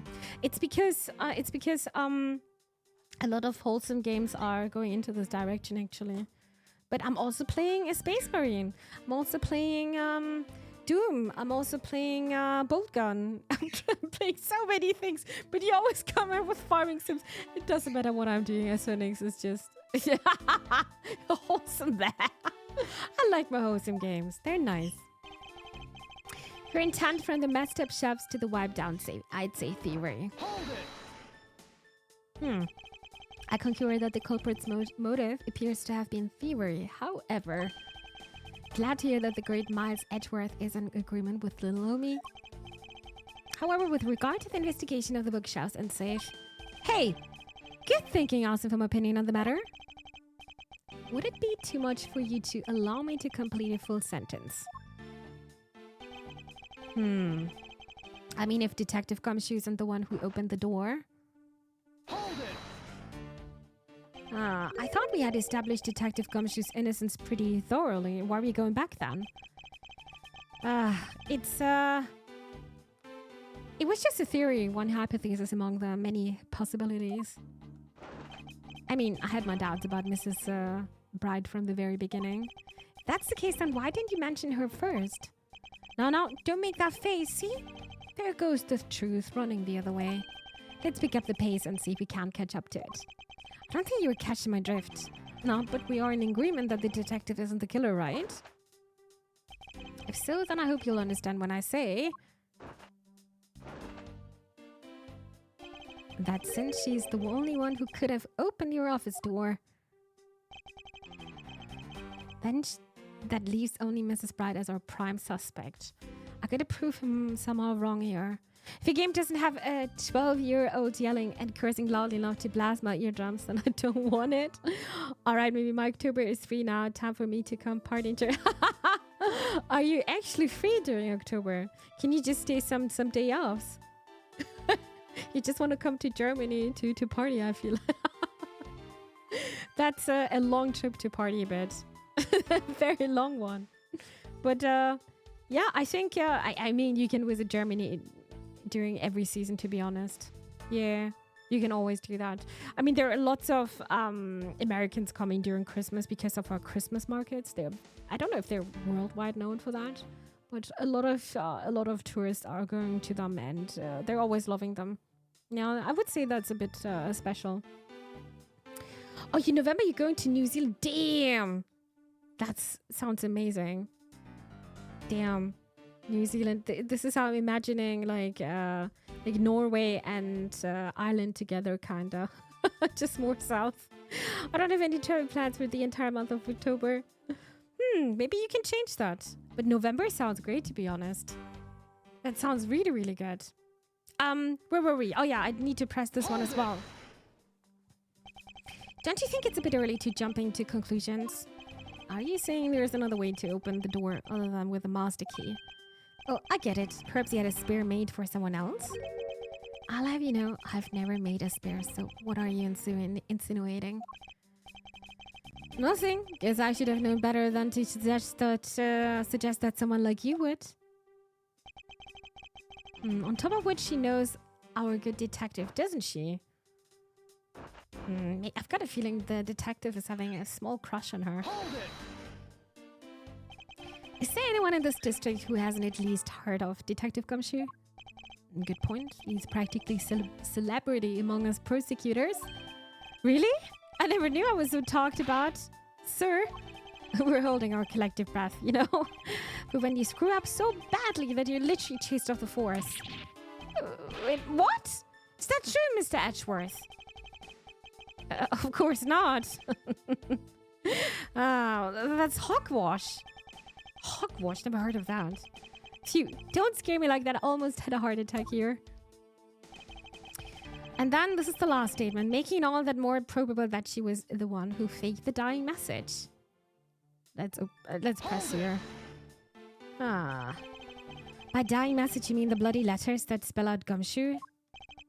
Oh, this is what they mean with the dying message. I figured that whoever wrote his name must have wanted to frame him. And just the act of choosing his name is proof enough that the two knew each other well. Mr. Edgeworth, what are you waiting for? Hurry up and present some evidence. I would love to, but first we should listen a bit more and digest what he's saying. And press him for more information. Absolutely. Okay, what were all the messages here? It's pretty obvious that Mrs. Bride snuck into your room using the master key. Her intent from the messed up shelves to the wiped down safe. I'd say 3 rooms. Oh, oops. I just wanted to go back. Ah, damn it. Ay, ay, ay. Okay, let me skip this a tiny bit. Not too fast, though. That's the 3rd one. Oh, ay, ay, ay. I pressed the wrong button again. Do, do, do. I don't like Portsman anymore. all these wrong accusations. But maybe it is her. Okay, Mimi, don't click too fast. There you go.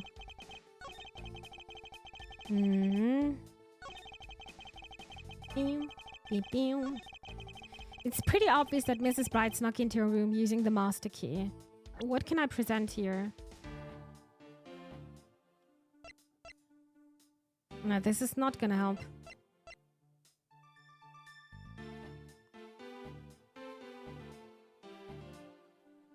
What if I'm gonna take this? The safe. Mr. Portsman, there's a large flaw in your logic, but the music is not stopping. Really? I think it holds up rather well, actually. What do you think is wrong with it? Nothing, I guess. No?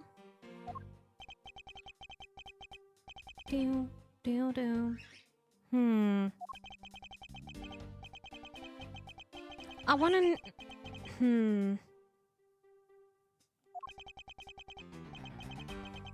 Boom. Why is that pretty obvious?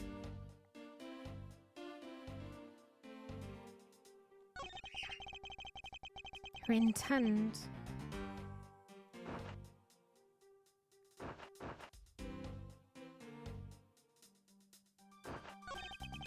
And if Detective Gumshoe isn't the one who opened the door, and leaves only Mrs. Pratt as a prime suspect. On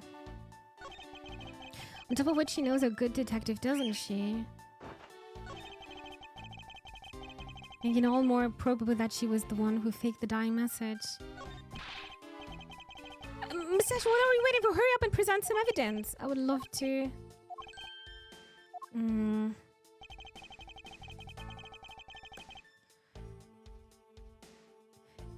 Weren't we able to talk to her?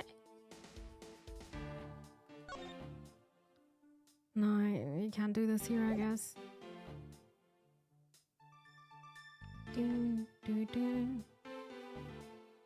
Hold it! Are you sure Mrs. Bright is the only member of security who could have used the master key? There's only one person, one staff at this time of night, and tonight she said. And isn't that right, Mrs. Bright? Oh, there you go. True, but I wasn't able to use the master key at the time of the crime, sir. Wasn't able to? What's that supposed to mean? Discovered the master key was missing at around 1 a.m., sir. What do you mean by missing? As in it wasn't anywhere in the security booth, sir. The killer must have stolen it. A likely story, and where is your proof that the key was stolen to begin with? I bet you just forgot where you put it and then found it again. What do you know, pal? Besides, Maggie doesn't have any reason to want to sneak into Mr. Edgeworth's office. I mean, her motive. Didn't we already establish that it was theft? The culprit clearly went... I think this is the one we need to do the objection with. And at least try the safe. It is as Mr. Portsman says, detective. I can't ignore the fact that all the evidence points towards a motive of theft. Done taking blows, it's time to counterattack with a few facts of my own.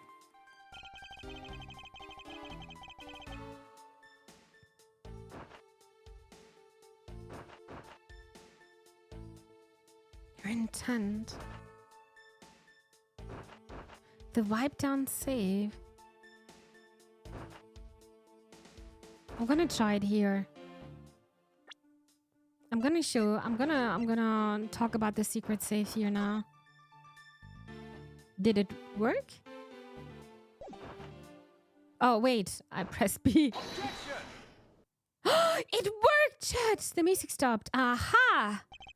Do you wish to continue insisting that Mrs. Bright was set on stealing something?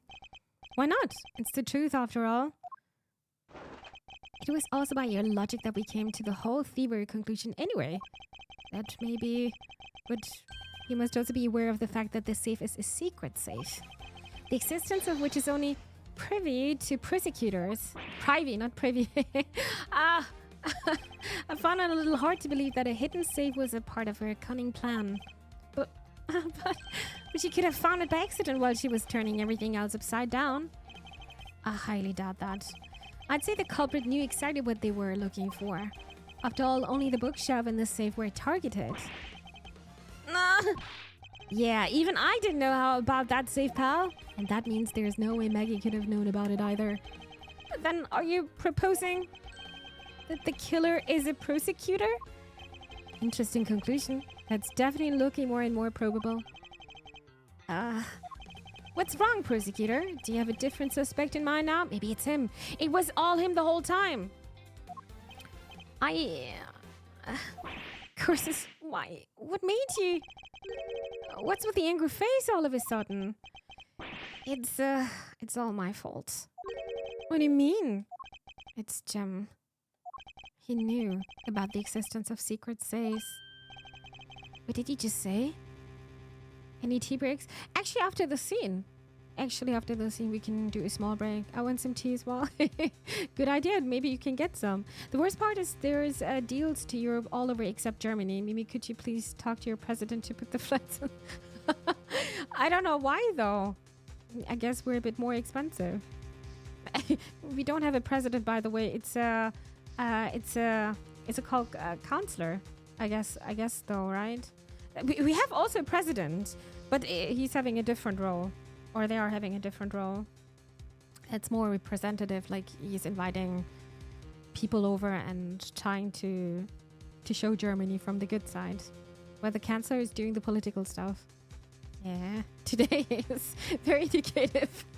What did you just say? We're partners, like inseparable conjoined twins. That's why I told him I filled him in one of the secrets on the secret says. That means... Yeah, I know. I'd only just told him too. Obviously it was wrong of me to tell him. Still can't quite believe it, but the thief who broke into your room was probably Jim. Now he's claiming that the victim was the thief? And you were simply trying to stop him, weren't you? Miss Maggie Bride. Excuse me? I mean, you are a security guard, right? That's your job. But killing is going a bit too far, even in your risky profession. What the? You're still accusing Maggie of the murder?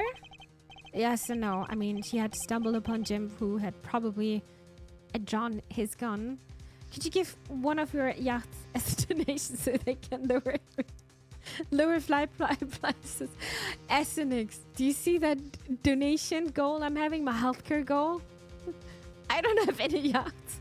Would be great, because then I wouldn't do these kind of goals. I wish, dude, I wish. I get it. It was self-defense, wasn't it?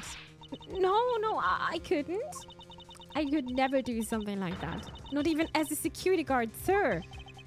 Plus, even if he was the thief, he wouldn't have a key to his office, to this office, which is precisely why he had to steal it. What do you say? Aha! It was Jim who stole the master key. Pretty impossible for a supposedly stolen key to be here with us unless... Well, unless you retrieved it from Jim after you killed him. Mr. Portsman, are you honestly accusing your own partner of being a thief? I don't want to admit it, but it's the only way for everything else to make sense. Has he no honor? Nope. Now then, I think we're done here. The investigation waits for no man. Would you people be so kind as to see yourselves out? You can't kick us out. This is Mr. Edgeworth's office. But I'm the one who's been assigned to this case. You are all suspects to varying degrees and therefore ineligible to run the show. Listen, pal, how many times do you have to say this? Maggie can't be the culprit. Detective Gumshoe, calm yourself. But sir, we have no choice but to accommodate his request for now. Thank you, Mr. Edgeworth. At least one of you understands. Now then, if you could remove yourselves from a crime scene, I'd be most grateful. I think he's super corrupt, by the way. Super corrupt. Healthcare for your 500 employees, all running your fleet of yachts. You're a generous employee. I wish that would be cool, but I don't think that's never gonna happen. I don't think so. Plane taking off. Catch you guys later. Don't miss me too much. Oh dear, I have a good flight, yeah? Please take care, and yeah, catch you later. Take care. Bye-bye. Mark my words, Mr. Portsman. We will meet again. If that's a formal request from the legendary prosecutor himself, then I suppose so. Now, don't disappoint me, you hear? Mm-hmm. To be continued. Save your wait, I was not saving my progress the whole time? No, there's autosave. That was 2 minutes ago. I guess, oh, I cannot override that. Oh, that's out. Okay, you cannot do this. Then I'll just do it here. Okay. March 14th. Oh, wow, it's so early in the morning. 4 a.m. Prosecutor's building, 12th floor hallway. What is it with that prosecutor? I can't believe how rude he was. It was unbelievable. Please maintain your professionalism, detective. I'm gonna find some real solid evidence proving Maggie's innocence. You see it, sir. Why is there a basketball on the right side? But if we been kicked out of the crime scene, sir. True. Someone know. Looks like my life's fallen into yet another gigantic ditch. Do not despair, Mrs. Bright. We can overcome this as well. There are many other places and things we should be looking into anyway. Really, sir? For example, this hallway. The linchpin of this argument against Mrs. Bright is related, or Miss Bright is related to the master key. In that case, this hallway is the perfect place to look for more information. Regarding the mystery surrounding my door. Begin investigation. Prosecutor's building. Okay. I guess we're able to walk here. What is a basketball doing here? Exactly. That's Mr. Portsman Prize possession, sir. I heard he also plays soccer, dodgeball, and even tennis. Not a single one of those sports is suitable to be played in a hallway. It's still doing it though. We can talk to them? I was wondering if I may speak with you for a bit concerning this case. I've always been a big fan of the courtroom, but this? Her eyes. This is like a dream where I'm being cross-examined by the mile Edgeworth. I can't let this chance pass me by. I must remember to ask her about the master key. I should jog her memory by sharing my notes to her with why. The victim. I can show things already? What about if I'm gonna do this with a key? So when did you discover that the master key was missing?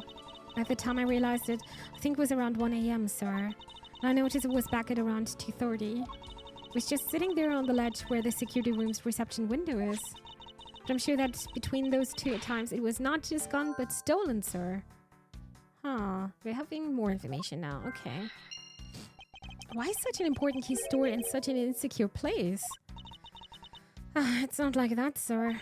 We always keep the key further inside the room, away from the window. Always, you say. Except for this time, correct? Well, I admit it was a bit careless. But I had my reasons. I left it out because I was sort of using it at the time. It was after I'd used it that I left it sitting out on the ledge. She used the master key? Huh. Let's present you this one. I'm just a lowly security guard, so I'm not sure what I should do with that other than to guard it. It's like talking to another gumshoe. Okay. What about the buddy? I'm just a little... Okay. Okay, it's the same. The gun? Okay. Just want to make sure we're not losing anything, so... Okay, alright. Now we know.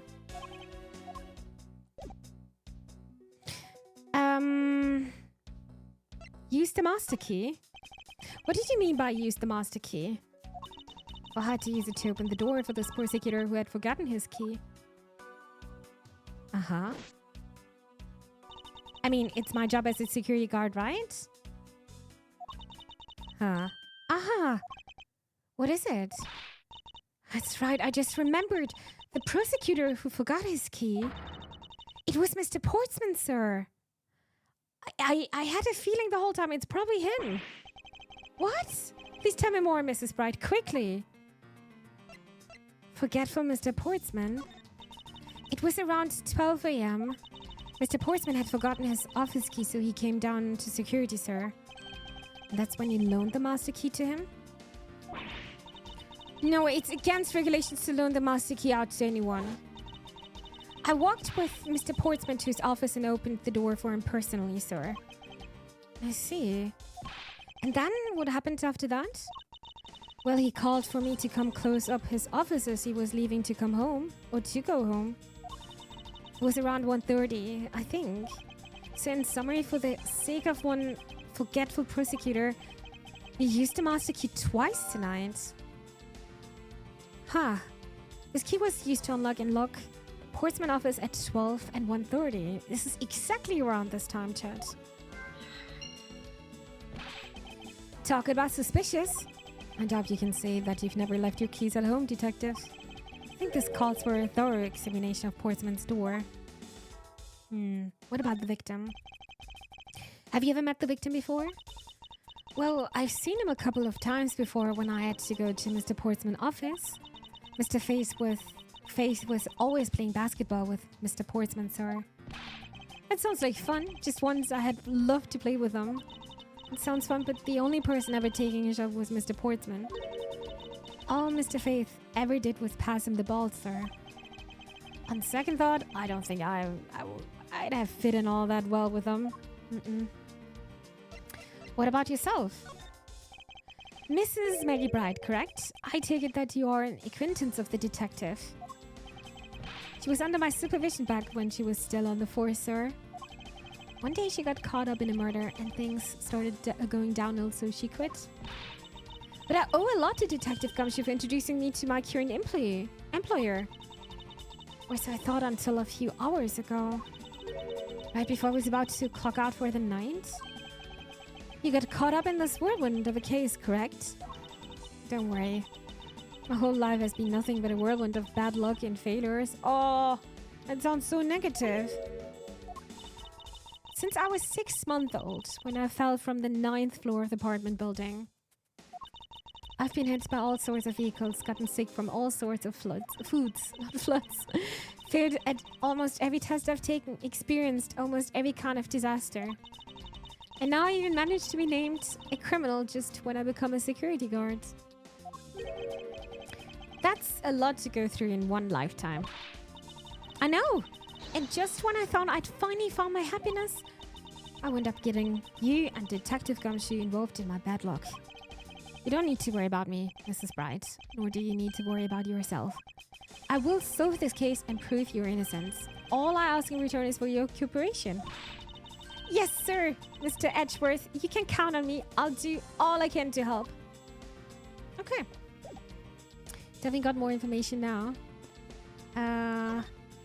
We can't go inside anymore, right? I won't rest until I've inspected every suspicious-looking nook and cranny. Okay. The number 1202. These 4 numbers on a number plate alone proclaim this to be my office. Whoops! Hey, these number plates slide right out, sir. They have to be able to take the plate off when a room becomes vacant, you know.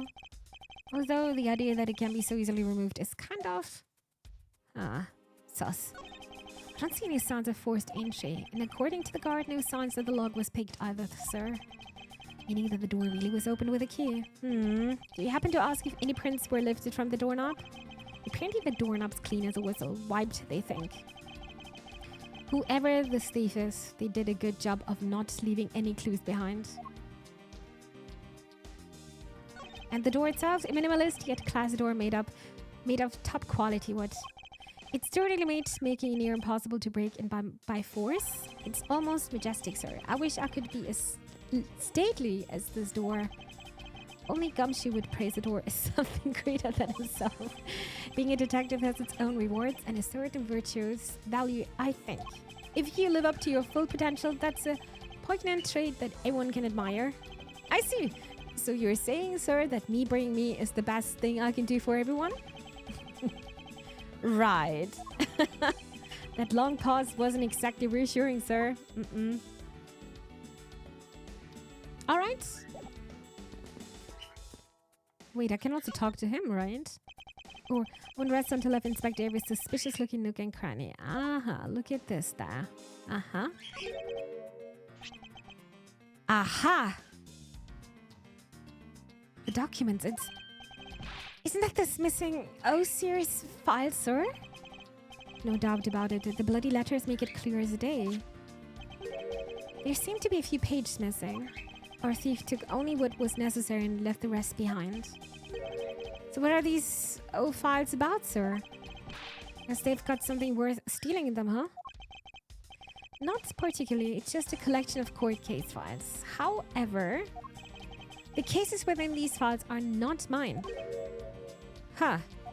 They belong to the high prosecutor that used to occupy my current office.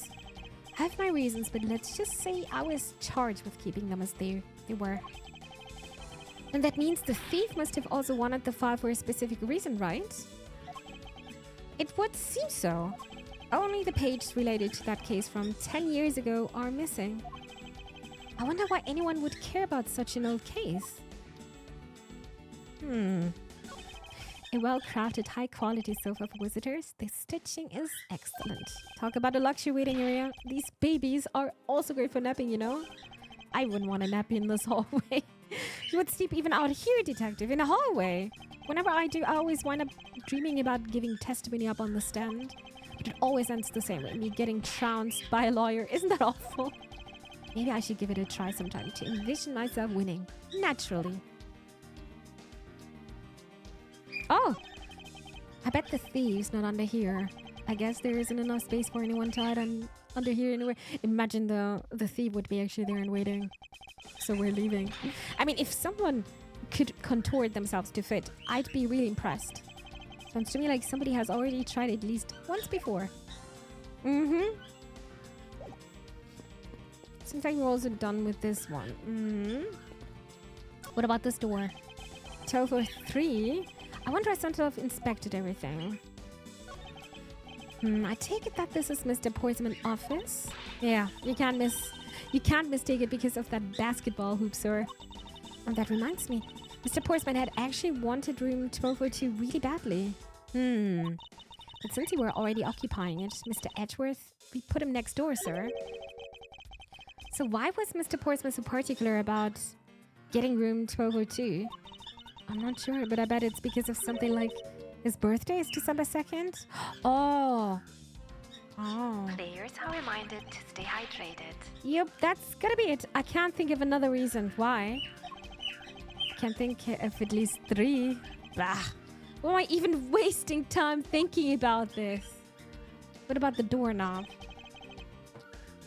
The door is locked tight.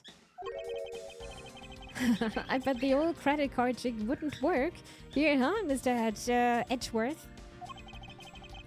This is the office of High Prosecutor Detective. These doors would be pretty ineffective if the average cat burglar could get through them. So I guess only a great cat burglar could get in? That must be who our culprit is. Might I advise you to return that conclusion to whatever pawn shop you brought it from? And the door? A minimalist yet classy door? I think it's the same. It's kind of majestic too. It fits in really well with the ambience of the prosecutor's offices. Even Mr. Portsman seems dignified just because he works behind one of these. Nonsense! A man doesn't become more or less dignified because of where he works. Well, he still seems more dignified than Mr. Payne. Mr. Payne? I suppose custodial work can also be dignified. Huh. Aha! It's Mr. Portsman's personal basketball hoop.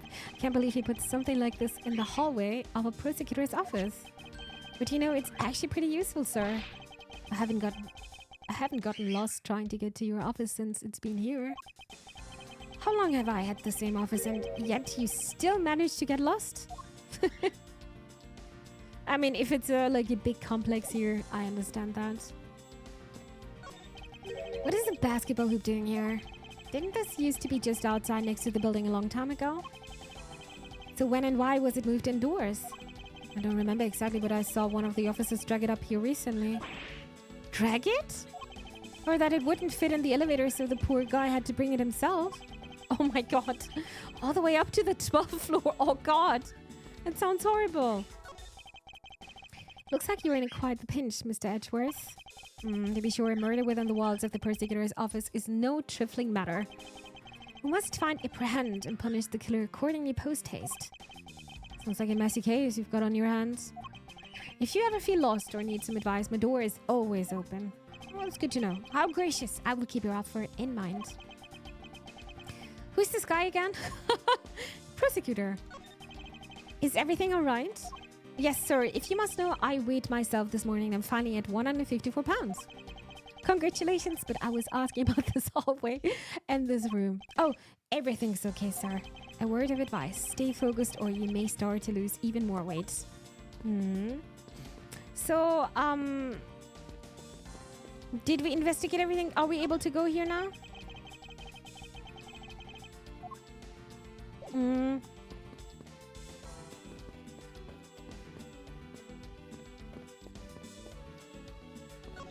Maybe I need to talk to her again. Maybe I need to present something. No, we already did this, right? We have no new profiles here. Huh.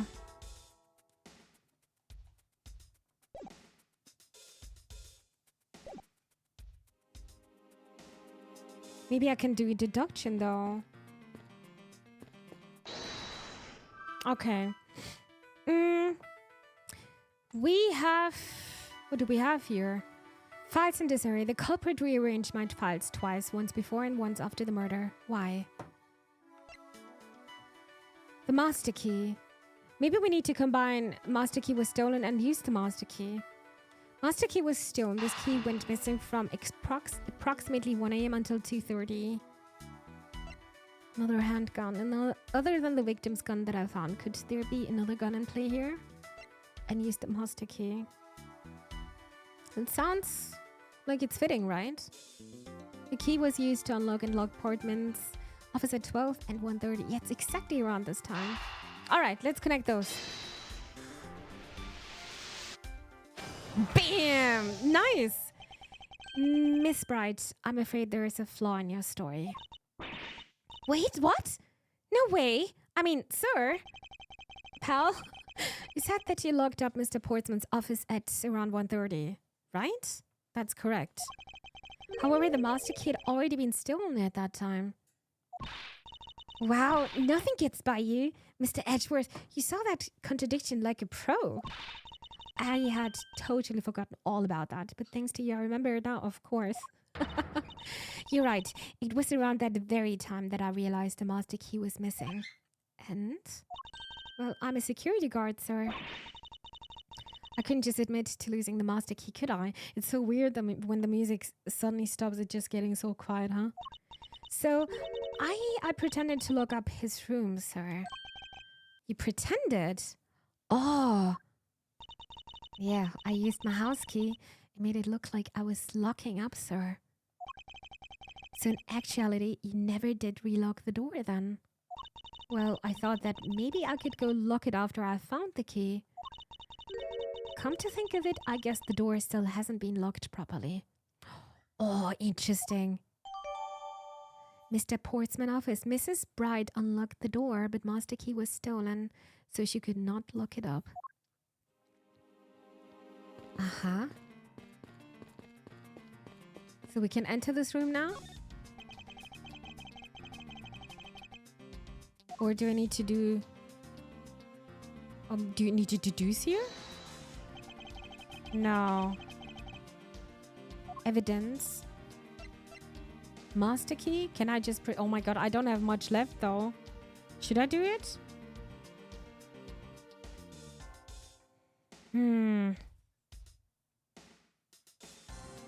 I don't want to risk. I'm scared.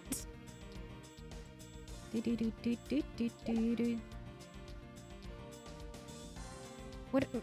If I'm gonna do this, then I need to do this over here, right? The door is locked tight. Yeah. The office of High Prosecutor Detective. Yeah, we already said that.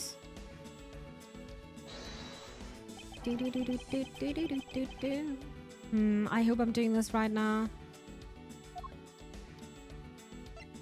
Should I use the key? Or no, I need to use this office, right? Aha! There is a contradiction here between reality and the evidence. If what Miss Bright has said is true, then why is this door locked tight? Exactly. Oh, you know you're right. Miss Bright, are you sure you didn't relock this door? I am certain of it, sir. And I don't think Mr. Portsman noticed it himself that I hadn't. Which means what, sir? It either means that he actually does have the key to his office, or that the door Miss Bright opened wasn't this one at all, but a completely different one. She opened a different door?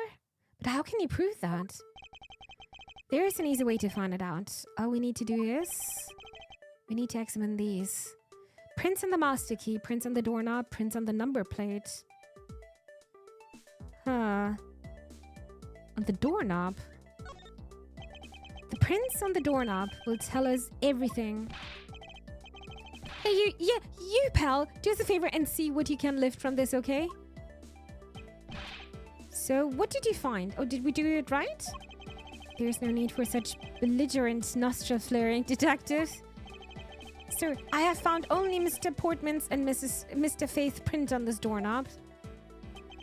So only 2 people prints were found on this, huh? That's pretty decisive. Huh. I'm lost, sir.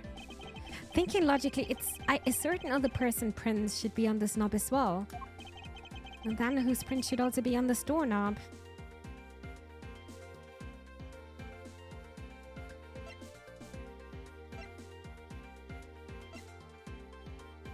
Maggie Bright, Jacques Portsman, Portsman, Dick Gumshoe, Buddy Faith.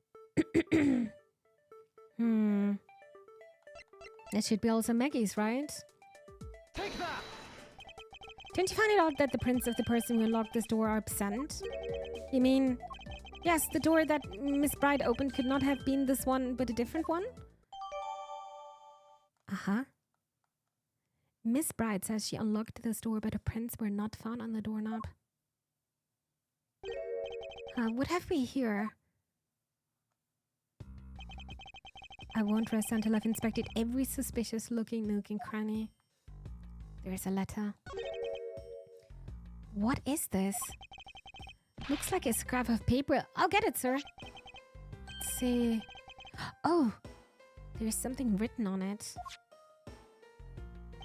I brought the 3 pieces of evidence by, just like we talked about on the phone, but it looks like you're out. Guess I'll catch you up later, buddy. It looks like a note from the victim, yeah. Yeah, and it's from Mr. Portsman. Found under the door first, the absent Portsman. But there is more. A minimalist yet classy door made of top quality wood. It's kind of majestic too, fits in really well with the ambience of the room. We already had that. Yeah, nonsense. Mr. Payne, I suppose custodial work can also be dignified. I was about to say the baseball. No, basketball. Sir, he always ready for a match. Basketball, soccer, dodgeball, tennis. He's just playing everything out. It doesn't matter what sport it is. He's game. Although I think it'd be a little hard to play tennis with this ball. With this ball. That isn't the point you should be focusing on, detective.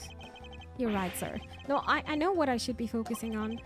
Bad Mr. Portsman. Someone should teach him to clean his toys up after he's done playing. Like a little kid. I think we've reached the end of this conversation. And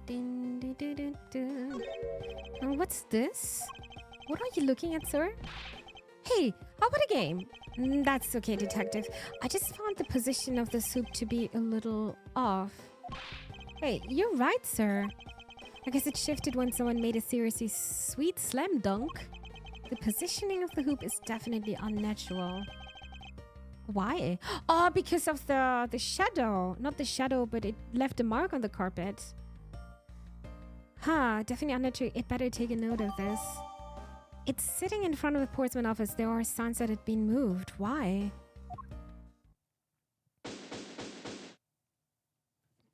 Oh, thank God we're filling this up again. Poking around in this hallway has actually paid off quite handsomely. Ha! How so, sir? In a variety of different ways. I think it's time we had a little chat with the real culprit of this case since the beginning. You know who the killer is? Wow, Mr. Edgeworth! As long as my logic is sound, then yes. The mastermind behind this murder is none other than Mr. Portsman. What? Mr. Portsman? I knew it. That's exactly what my logic senses were telling me. I always after. I suspect it was him from the instant he accused Maggie of being the killer, sir. Not you? That is anything but illogical. Ladies and gentlemen, prepare yourself. Come with May. It's time to knock on truth door. Is it happening now? Well, it's super early now. March 14th at 5 a.m. Mr. Portsman, I've finished processing the bloody letters, sir. All right, let me take a gander at it. Pass it here. Okay, looking good. You there. Take good care of this. Oh. Well, if it isn't Detective Gumshoe. End of the line for you, Portsman. We've got you now. Call off your dog, Mr. Edgeworth. Is this some kind of a joke? It's no joke. We know, Mr. Jacques Portsman, that you are the guilty party in this case. You must be pretty upset getting chased out of your own room. I'd be mad too. So I guess you can stay if you promise to stay out of our way. You intend to hide your crime under the guise of prosecutor doing his job? I can see right through the unsightly paper-thin mask you wear upon your cowl. Would I've ever thought it would come to this? Actually, come to think of it, you meant it was Manfred von Karma, right? Oh my god, that face. The legendary prosecutor who never lost a single case for 40 long years. But there was always this incessant chatter about forged evidence with that guy. Really teaches me that I've got to stay on the lookout for false accusations, you know? Are you done trying to play mind games with me? Because they won't work. The only thing you should be using that mouth of yours for now is explaining yourself. Although that too will only dig your hole deeper. Either way, your game is up. Huh. Well, aren't you full of ourselves, even though you have yet to prove anything? Mr. Portsman Ribital, I have no idea what sort of harebrained idea you have in mind, but there is a mountain of evidence that points away from me being the culprit. Besides, how may I ask do you propose I unlocked your door and got in here? Look, I'd be bad doing this to you, but I've got work to do, so we're done here. No, I don't think so. Sorry, but we're not finished yet. Boy, you're stubborn. I suppose you're basing your accusation on something? I'll show you what I'm basing my accusation on. With evidence. All right. Let the fight begin with words. This is the Tekken of words, I feel like. Okay, I have no idea what sort of harebrained idea you have in mind, but let's press here. My accusation is harebrained idea, is it? You tell me. I'd say it is. After all, there's a mountain of evidence that points away from me being the culprit. Oh, and what, pray tell, kind of evidence are we talking about here? Jim was my partner, so you can't say I had a motive for killing him. And that's it. That's not even an ant, let alone a mountain. But it's more than enough. Would you agree? It's getting angry, Chad. Might I recommend that your review was what the word evidence means? It doesn't change the fact that the evidence doesn't point to me as the killer.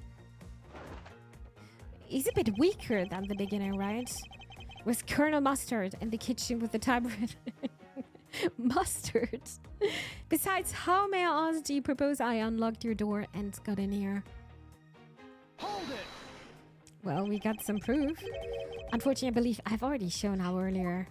Your speculations mean nothing, as I still insist that I could not gain access to your room. What should I do now? Should I raise an objection? Raise an objection?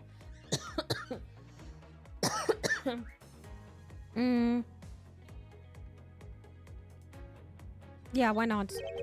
You claim to have had no way to open my door. However, is that really the honest truth?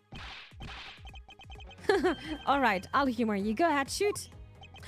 Very well then. I propose that you use this to open my door. Oh, no. I didn't want to do that.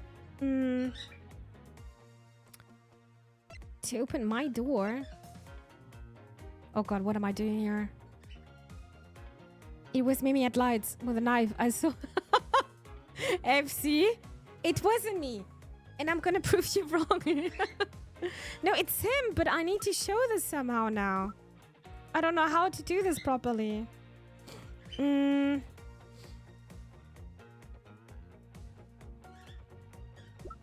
I even... No, I can't...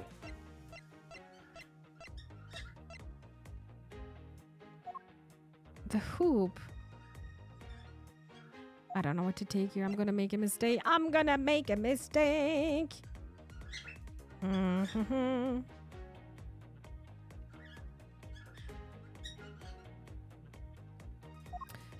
want to say it was Maggie.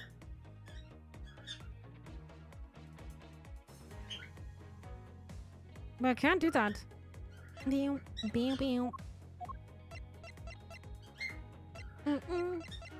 What's gonna happen here now? Nothing. Oh, was it right? I believe you were able to open my office door with the master key, no less. Wait, hold on for a second. I never laid a finger on that key, as you already know. Precisely, you were able to open my door without lifting a single finger. Well, maybe you did, but only to direct. That's right, you used your finger to direct this person to open my door with the key. Maggie! Take that! You had asked Miss Bright to open your own office door for you, right? Yes? Yeah. I kind of forgot my key at home. Happens a bit too often for my taste, you know? But the room you had Miss Bright open at the time was not your own, was it? Mimi, but that's just jam. That's me in the morning. Oh, Ripsy. It would be nice to be a bird, though. What?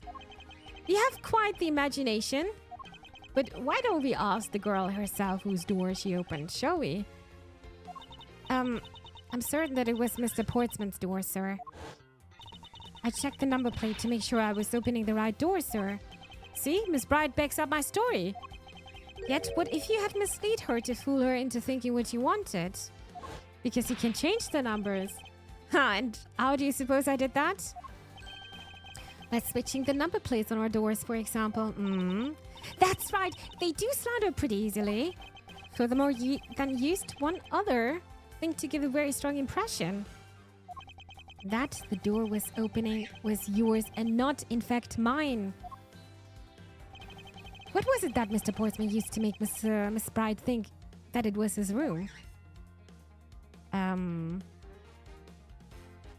Because of the basketball hoop, right? It was moved. Take that! Take that!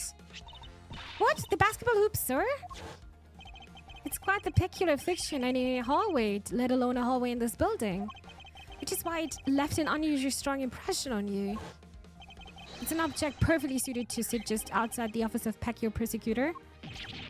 That's very true, sir, because there was a basketball hoop sitting there. I thought the door I was opening had to be Mr. Portsman. There are signs that the hoop has been moved. To sit in the front of my office, to be sure. I see.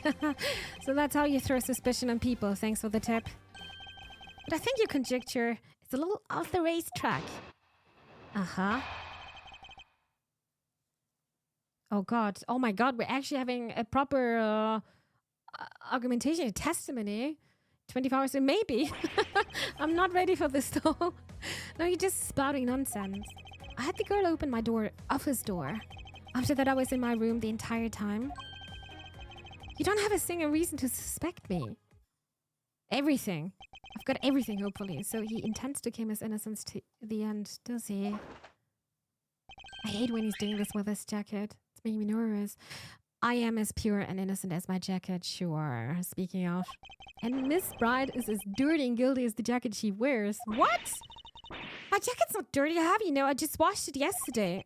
Please calm down, for I intend to show who is the one truly covered and slimier. Okay. No, you're just spouting nonsense. Hold it. Nonsense, you say? Mm-hmm. Yes, because I'm telling the truth here. I had the girl open my office door. Hold it. Hi, Angel. Good day to you. How are you doing? Happy Saturday. Thank you so much for tuning in. He keeps revealing himself. Yeah, we're gonna get him soon, Suzik. He's playing very dirty. Using the master key, of course. Sure, you have a problem with that. That is what the master key is for, right? Perhaps we should place it in an elaborate labyrinth of some sort of people like you. Mm-hmm. After that, I was in my room the entire time. Hold it. And what were you doing in your office? I was doing my usual training regimen. Training regimen? Were you going through your law books from start to finish? Mainly batting practice and some weights. Oh, and I jog when I get the chance. Well, you must be the buffest prosecutor we have. Gumshoe's just impressed by everything, huh? Most of the culprits do. Yeah, we're gonna get them. With the weakest legal muscles, it would seem. I was doing my usual workout, so... It has nothing to do with the rest anymore. He's just trying to distract. You don't have a single reason to suspect me. Hold it. I think I've given you quite a few reasons, actually. But none of those would stand up on their own. Objection. Then what about all the evidence? Objection. It's all circumstantial. The judge would convict on such flimsy evidence. He seems to be trembling a little. One more little push. All I have to do is find the flaw in his testimony. What was about the last one? Can we just... This one. After that, I was in my room the entire time.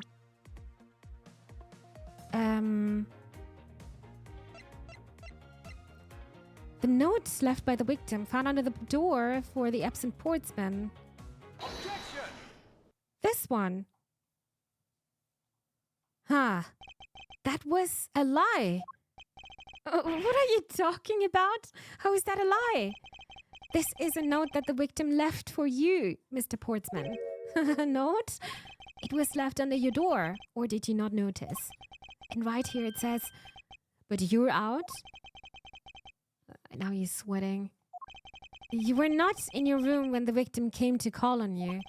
So then, where were you and what were you doing? Shall I explain it in full detail for you? You were busy and snooping around in my room.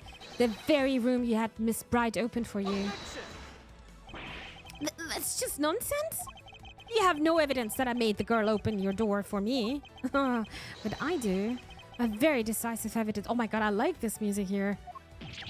No way! This is proof positive that you had Miss Bright open the door for you.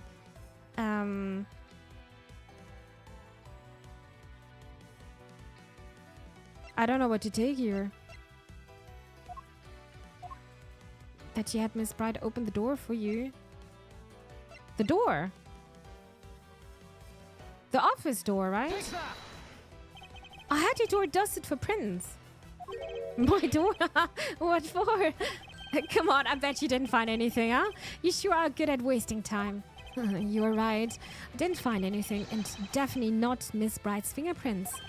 Her prints? What do they have to do with anything? Let's put it this way. If she really was the one who opened your door, then her print should naturally be on the doorknobs she touched, right? Further, all of the prints on my office door's knob have been wiped clean off. I can only assume it's because Miss Bright's fingerprints were on it. Don't you think it's time you gave up your charade? We know you stole into my office with the intent of stealing something from me. And Detective Faith found you out. Possibly because he heard sounds coming from a room whose occupant was on leave. Mr. Portsman, you killed Mr. Faith to silence him. And I had the misfortune to return when I did. You had to threaten me as you escaped. As I said, when you had the gun to my back, no one gets away with committing murder in my office.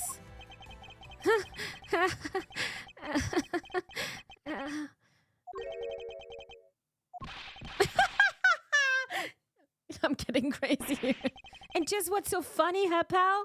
Edgeworth tends to play way dirtier in your courtroom, at least. Just wait till you get to his section in the actual, in the actual games. I'm super, super curious about that. The music that plays in the background is usually called Pursuit Theme. This one is called Lying Cold. Oh, that's cool. Kind of fits with that name. Well, that look of stiff seriousness on the face of this office's finest prosecutor, as he makes a huge mistake in accusing me, is simply too much to bear. There's just nothing else like it in the world. What? Mr. Edgeworth just explained it all, and he even backed it up. You were the murderer. Stop trying to be slippery and just admit to the crime already. And as I said earlier, it's all so circumstantial, so full of conjecture. You say you checked my doorknob for prints? Well, I can readily confess that I had wiped that knob down well. Huh? I'm a little obsessive-compulsive, you see? Didn't want to touch a doorknob that you had touched. Which is why I wiped the knob down as soon as I could after you opened the door. After that, it makes perfect sense that only Jim's and my own prints would be on there. You made that up just now, didn't you? Furthermore, as for the note Jim left for me, do you know exactly when that was? For all we know, he could have left it there before I arrived at the office. Like early evening, for example. Oopsie. Are you saying you failed to notice a note in your doorway? Hey, even geniuses fail at times. I was probably too preoccupied by work-related matters, although that's no excuse. You know, that's just a flat-out lie. There's no way you didn't notice a note that size. But you can't prove that, can you? He has a high collar now. Wait, he isn't evil? Say something, Mr. Edgeworth. Back me up here, sir. Portsman makes a good point. I can't prove that he didn't simply overlook it. Yeah. Besides, I have an airtight alibi. Airtight, you say? I only just realized I had one as we were talking. I guess it would have been better for all of us if I had told you sooner. Okay. If memory serves you, you came back to his office at around 2 a.m., correct? And it was then that you had that unfortunate confrontation at gunpoint with the culprit. But at exactly that time, I was down in criminal affairs. Ask around. I'm sure the other detectives will corroborate my story. It's the perfect alibi. Do you really think it's that perfect? Like I said, I don't care. Ask around all you like. You'll see for yourself. Detective Gumshoe. Sir, yes, sir. I'll go check out his alibi, sir. Be right back. How much time is it gonna take? Oh, never mind. He's back. Mr. Edgeworth, sir, I think we're in trouble. It's just like Mr. Portsman said. The guy down in criminal affairs said they saw him around 2 a.m. You see? What the hell? All of the evidence points to him being the culprit. So must be a contradictory point in his alibi somewhere. Oh no! If memory serves, you came back to his office at around 2 a.m., correct? Hold it! You're correct. It was around 2 a.m. Are you sure? It's really important. It's really important to me that you're spot on with this, with the time. I remember checking my watch then, and make no mistake, it was 2. Oh, giving the testimony like a pro. Okay, so you came back to your office at 2. It was then that you had that unfortunate confrontation at gunpoint with the culprit. Hold it! It is as you say, however, you are the only one who claims to have bumped into the culprit. So tell me, did you see the person's face? Was it me you saw? It was pitch black, so I couldn't actually see. Objection! Oh, come now. I'm sure you saw something. Try a little harder. Why don't you? I'm begging to feel like I am the one being interrogated here. Beginning, not begging. Oh, well, it doesn't matter if you remember or not. It only matters that you ran into the culprit. But at exactly that time, I was down in criminal affairs. Hold it! So you paid the criminal affairs department a visit? Yup, right after I left the prosecutor's building. I headed straight for the precinct. Ask around. I'm sure the other detectives will corroborate my story. It's the perfect alibi. Hold it! Well, we did go and ask around to confirm your testimony. It was just as I said, right? Ah. Yes, sir. A number of detectives said that they saw you at the round at that time. See? I have the perfect alibi. That's the ace I had up my sleeve. Ah. Impossible. He actually does have the perfect alibi. What's wrong? Why the sudden look on your face? Can't you say anything back, Mr. Edgeworth? I think we've reached the end of the line and it's time to get off this crazy train. I don't know how to solve this case. It's messed up now. Well, all these dudes around it too. I mean, somebody died. I think they are trying to investigate as fast as possible, right? That gamer hours. You there, sir. Please escort the young lady out, but remember, be gentle. Maggie! Detective Gumshoe? Is there nothing I can do? There must be a way to turn the situation around. I feel just so hopeless. If I only had a clue, did I miss something that can help me cast doubt on this alibi? The intruder I met could not have been Portsman. Then who could it have been? I need to calmly think this through one more time and with logic.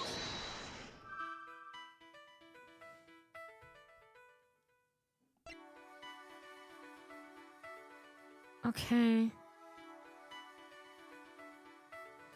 What about the alibi? The intruder I met could not have been Portsman. Then who could it have been? There was another handgun, right? Other than the victim's gun that I found, could there be another gun in play there?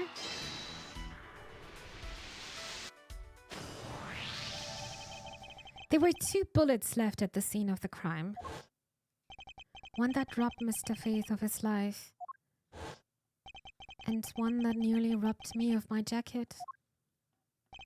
However, the murder weapon only shows signs of being fired once, meaning that it is entirely possible that a second gun was used in my office tonight. But seeing as how the killer had to steal Mr. Faith's gun, I doubt the killer had another gun up their sleeve. Therefore, the second gun could have been the property of an entirely different person, which could mean that there was another person who paid a visit to my office tonight. Another visitor. Maybe the victim and the killer weren't the only visitors to my office tonight. The culprit rearranged my files twice, once before and once after the murder. Why? Another visitor?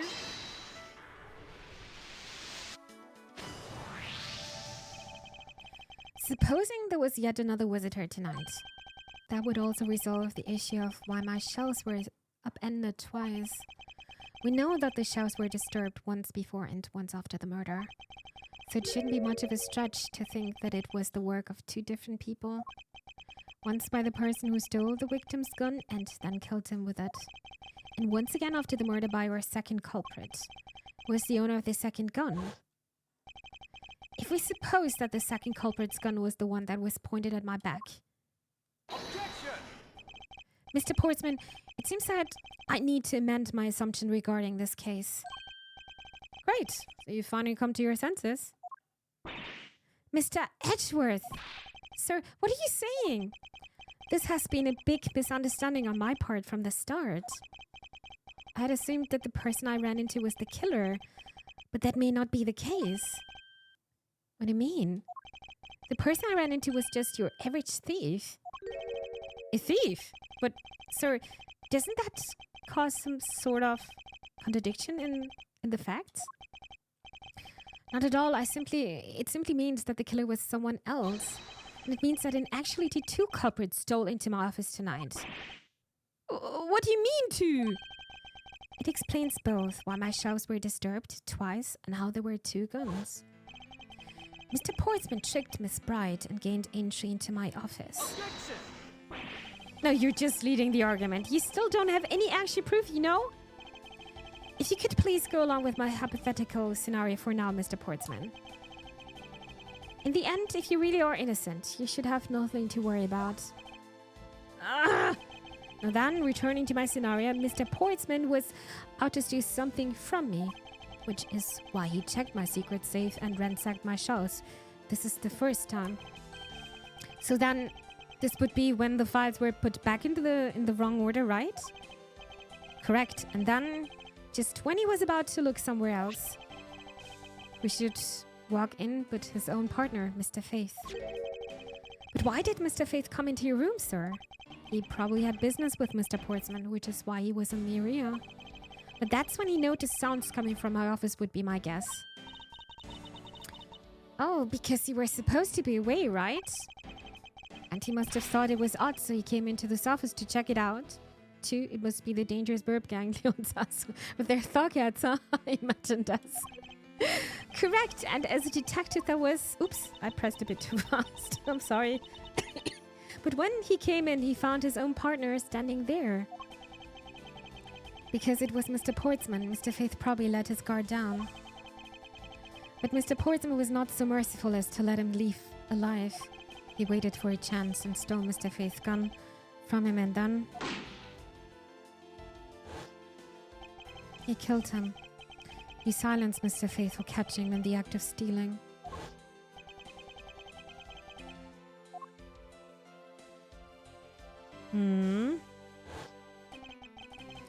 This was the moment in which the first shot was fired, the one that landed in my files. Following that, Mr. Portsman wiped the gun down and left it behind as he made his exit.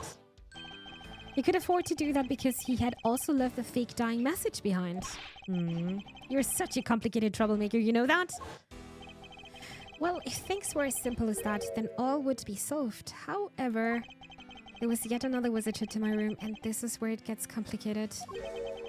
There was another visitor, sir? Yes, and this other person's objective was also to steal something from me. Now then, even after Mr. Portsman left, the door to my office remained unlocked.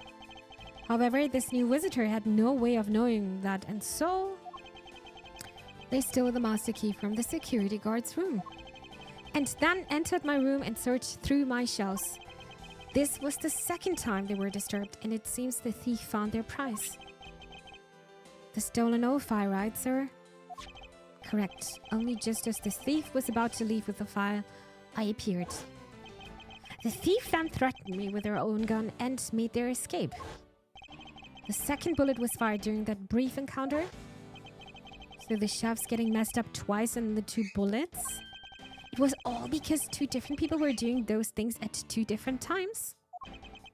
Precisely. So now do you see, Mr. Portsman? The person I met was just a thief and was not in fact Mr. Faith's killer. Your alibi for the time frame in which I ran into the other person is now irrelevant. Because we know now that the murder took place during the first culprit's visit.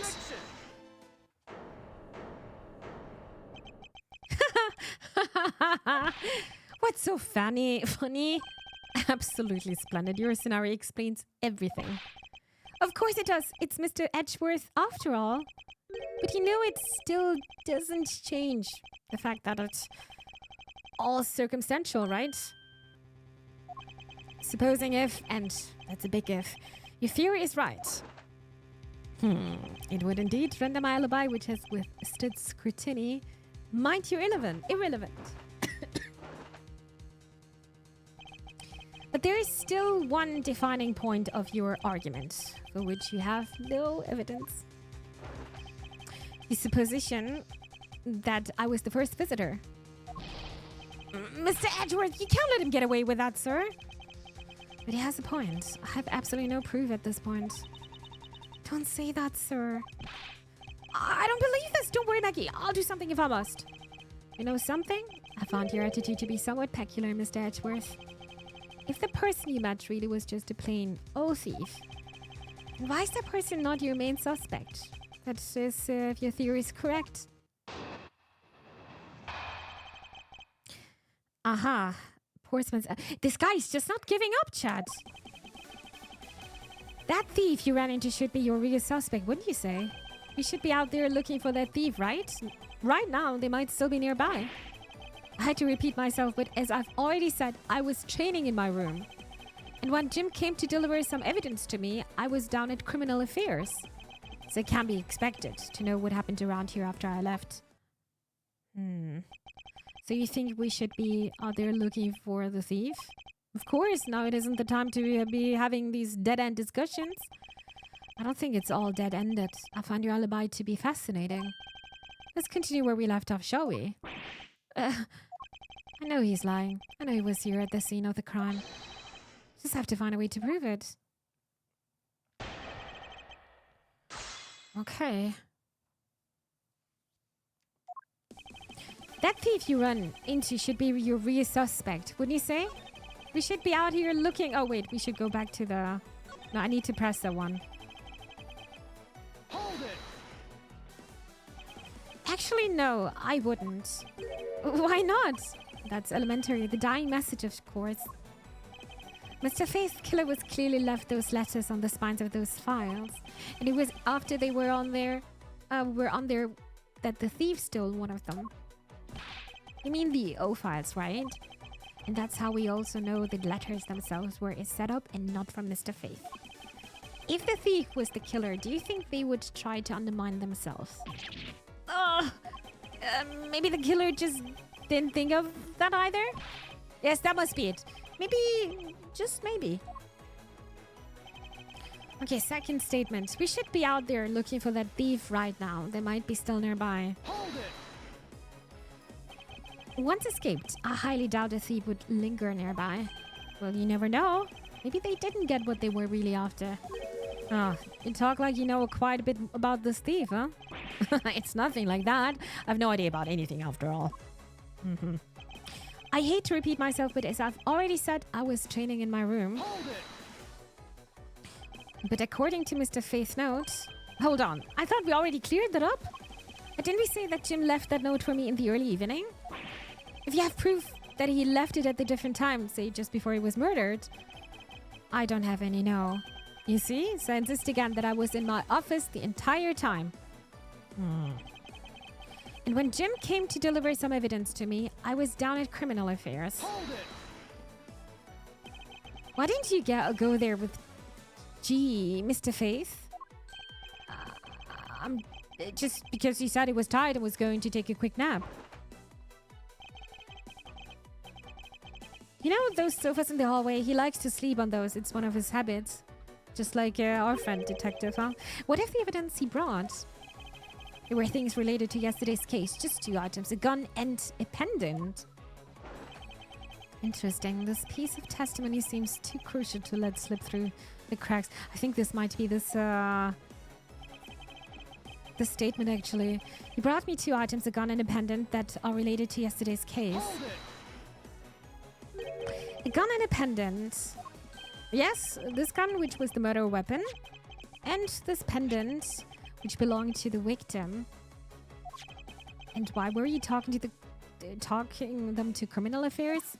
Wasn't this also the horse on the gun? There was something in the past case file I wanted to compare these two to.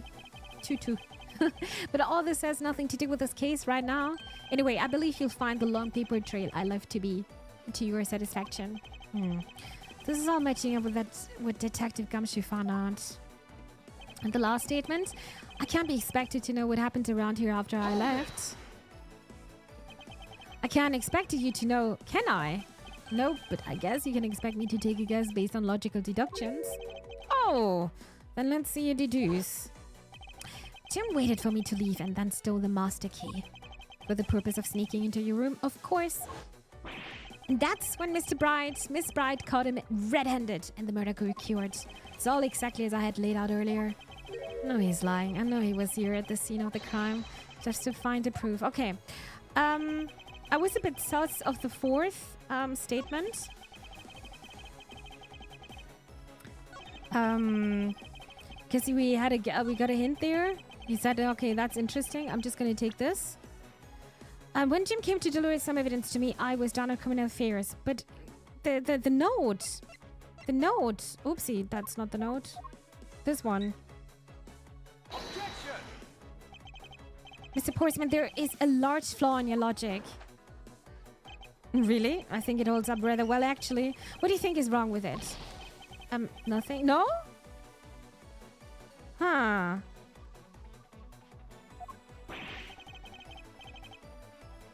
No? Oh no, I made a mistake. Oopsie. Did we get the message here?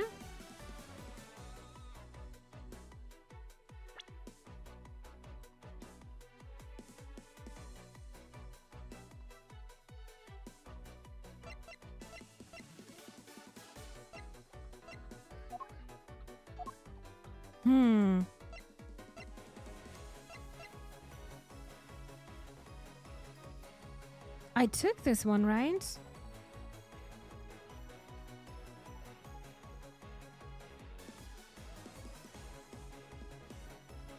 Or do I need to know? Wait. There was this... Oh no, there was this other statement with a pendant. He brought me 2 items, a gun and a pendant that are related to... Oh, maybe I need to do this here.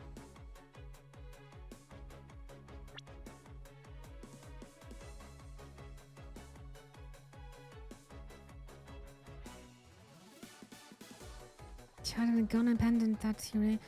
Isn't the gun having the symbol?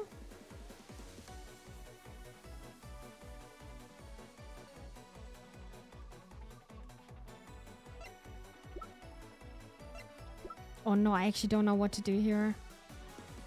Banker music, it's actually really good. Fits very well, I just don't know what to do here. He brought me 2 items, a gun and a pendant that are related to yesterday's case.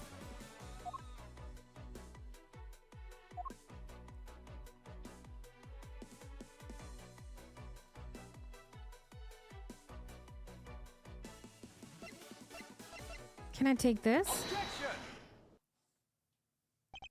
Only 2 pieces. I believe the proper phrase here is, you feel, oh, I did it right. I'm not gonna lie, I kind of guessed here. Excuse me? You fail as a prosecutor, Mr. Portsman, as you intend to keep evidence hidden from me. What are you talking about? I haven't hidden anything from you. Well, here's a piece I think you should read carefully. It says that Mr. Face was bringing 3 pieces. Oh, this is the victim's real dying message to you, Mr. Portsman. I can't believe to get tripped up by simple arithmetic. Ha! Where is the missing piece of evidence? It's... You have it, don't you? Only the guilty would make such a face. Detective Gumshoe, you don't have to say it, sir. I'll pat the guy down from head to toe.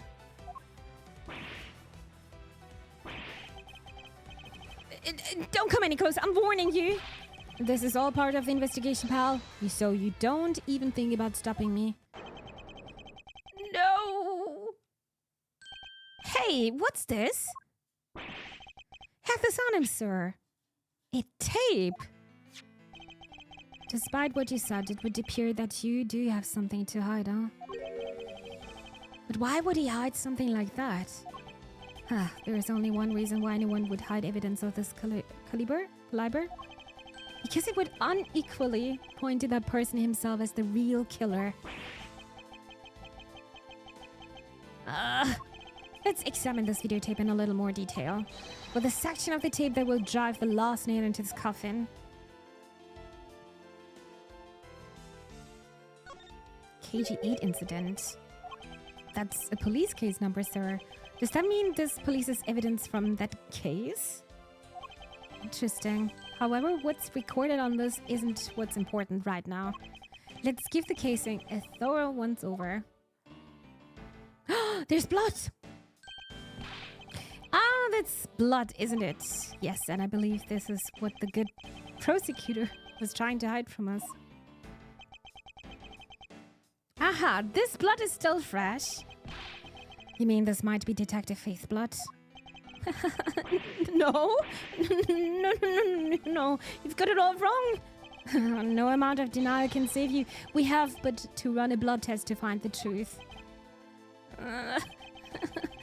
You told us that you had received evidence from the victim earlier. Now you will tell us when and how did the victim's blood find its way onto this video. Yeah, it's totally suspicious. Was it at the moment of this death? Did Detective Faith have this videotape on his personage when you killed him? You know very well there's no way to prove that. Not even if we were to examine this tape for fingerprints? If I had to take a guess, I'd say that the only ones on here would belong to the murderers, you and Mr. Faith. No, impossible! I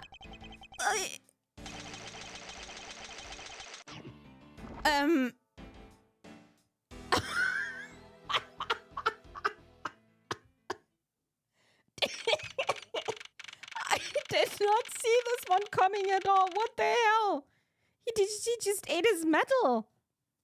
Okay. Mr. Portsman has been placed under arrest for the murder of Detective Buddy Face, sir. Very good.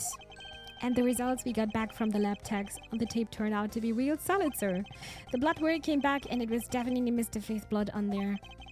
And as a bonus, they were also able to lift a few of Mr. Faith's fingerprints as well. Thank you very much, Mr. Edgeworth. I still can't believe I got to see your cool deduction skills outside the courtroom. I'm impressed beyond words, sir. It was nothing. I'm just sorry you got caught up in a murder in my office. Please accept my apologies. We got them, boys! Oh, it was nothing really compared to what I've been through. I mean, I consider myself lucky that it was only burglary and a murder this time, sir. Only. If I had been a hold-up or hostage situation, I'd have thrown my hands up in the air. I think I'm finally rising up from a goddess of misfortune to just an unlucky person. Something tells me we should have hired a different person for security detail, yeah. You know something, sir? That Mr. Portsman really was one corrupt prosecutor. And why would you say he was corrupt?